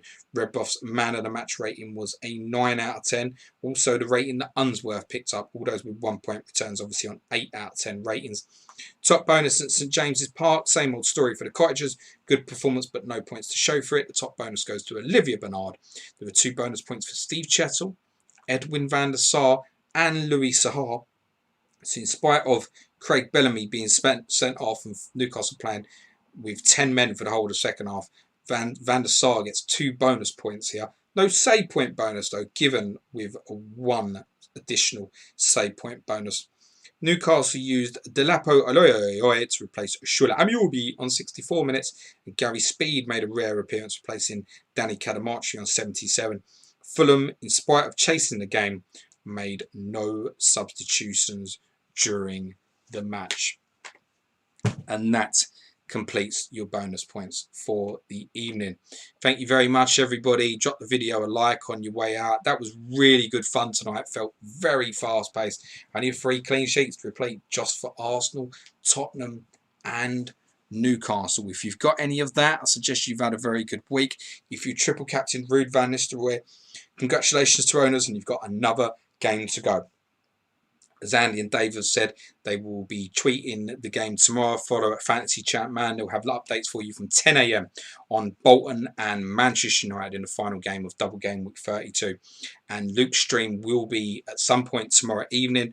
Obviously, again, follow the guys on Twitter and follow Luke at ffscout_Luke. And they'll obviously keep you updated in terms of what time that stream is going to be. Chat Man, if you want to know what's happening for the remaining game weeks, rewind to half time, obviously 2:30 Saturday. In terms of upcoming content, Tomorrow on Planet FPL, we'll be doing our Sky podcast. We'll get that up and out as early as possible. Some of us, like me, have no transfers left, but I'll have a tweet out very shortly asking for questions. We'll record that early tomorrow, get that out sort of early afternoonish for you in time for the 6 o'clock deadline in Sky. On Thursday, we'll have a full review of the games in game week 37 between Monday and Wednesday. Depending on what happens last night, me and Suj could even go into game week 38 level. It's going to be neck and neck to the finish, and we'll be detailing our plans, or we might be lying, going into game week 38, but we'll have some fun with that Thursday. Friday, clash of the correspondents is going to be Sean at Spirit Blues, our Everton correspondent, and Neil Grover at AFC BNG, our Bournemouth correspondent. I'm particularly delighted, having arranged that Bournemouth still have a shot of staying up. A little soft spot for them, as obviously Dave Perrins does, and I wish them well. Not that I don't wish Joe, Finley Badder and the Villa guys well, but yeah, a little soft spot for them. I'm glad they're still involved. I did think prior that they might be down by this stage, and I thought Everton Bournemouth, I said this afternoon, might be the game on Sunday that goes off. It'd be interesting speaking to the guys, because I don't feel as confident about it as I did earlier today, because I thought it might have been over for them today. But yeah, I think that's got as good a chance as any as being a game in game week 38 that goes off and has a load of goals. In terms of patrons, for Joe and any other Watford guys, we did a podcast on Nigel Pearson sacking today. Looked a bit deeper in terms of what's Watford's expectations as a football club. I think we did something quite interesting with that. Tomorrow we'll do Tottenham. We'll talk about West Ham and being safe in spite of FPL Iron's ridiculous fucking bet. And we'll talk about Spurs and expectations for the final day, with it confirmed that we've finished above Arsenal for the 4th consecutive season. And we might delve into that a little bit in terms of the rivalry tomorrow. Thursday, you've got a quiz, and it's themed on Premier League relegations, an A to Z quiz. We'll do that Thursday. And Friday, we'll have our behind-the-scenes game week 38 preview for all our patrons as well. But I'll be back for Champ Man 2:30 p.m. Saturday. And on Sunday as well, I'll be streaming live on YouTube from 1:30 p.m. The deadline is 3 p.m. for game week 30. I'll be streaming from 1:30. The reason for that is from 2:45 I ain't gonna be helping anybody with their fucking questions, because I'm gonna be helping myself with my free hit. So I'll be live from 1:30 p.m. and then once the deadline hits at 3 o'clock, I'll do something I wouldn't normally do and give you live reaction to what I see with the team news as it unfolds. So that could well become a 2-hour stream as well. Thank you very much for all your support. Keep sharing the love for the Fantasy Champ Man, guys. Love you all, guys. We'll speak very, very soon. Be safe. Be nice to each other. I hope those arrows are green. Ciao for now. I was going to say Cue Music Man show, but it's the wrong fucking show, innit? See you later, guys. Ciao.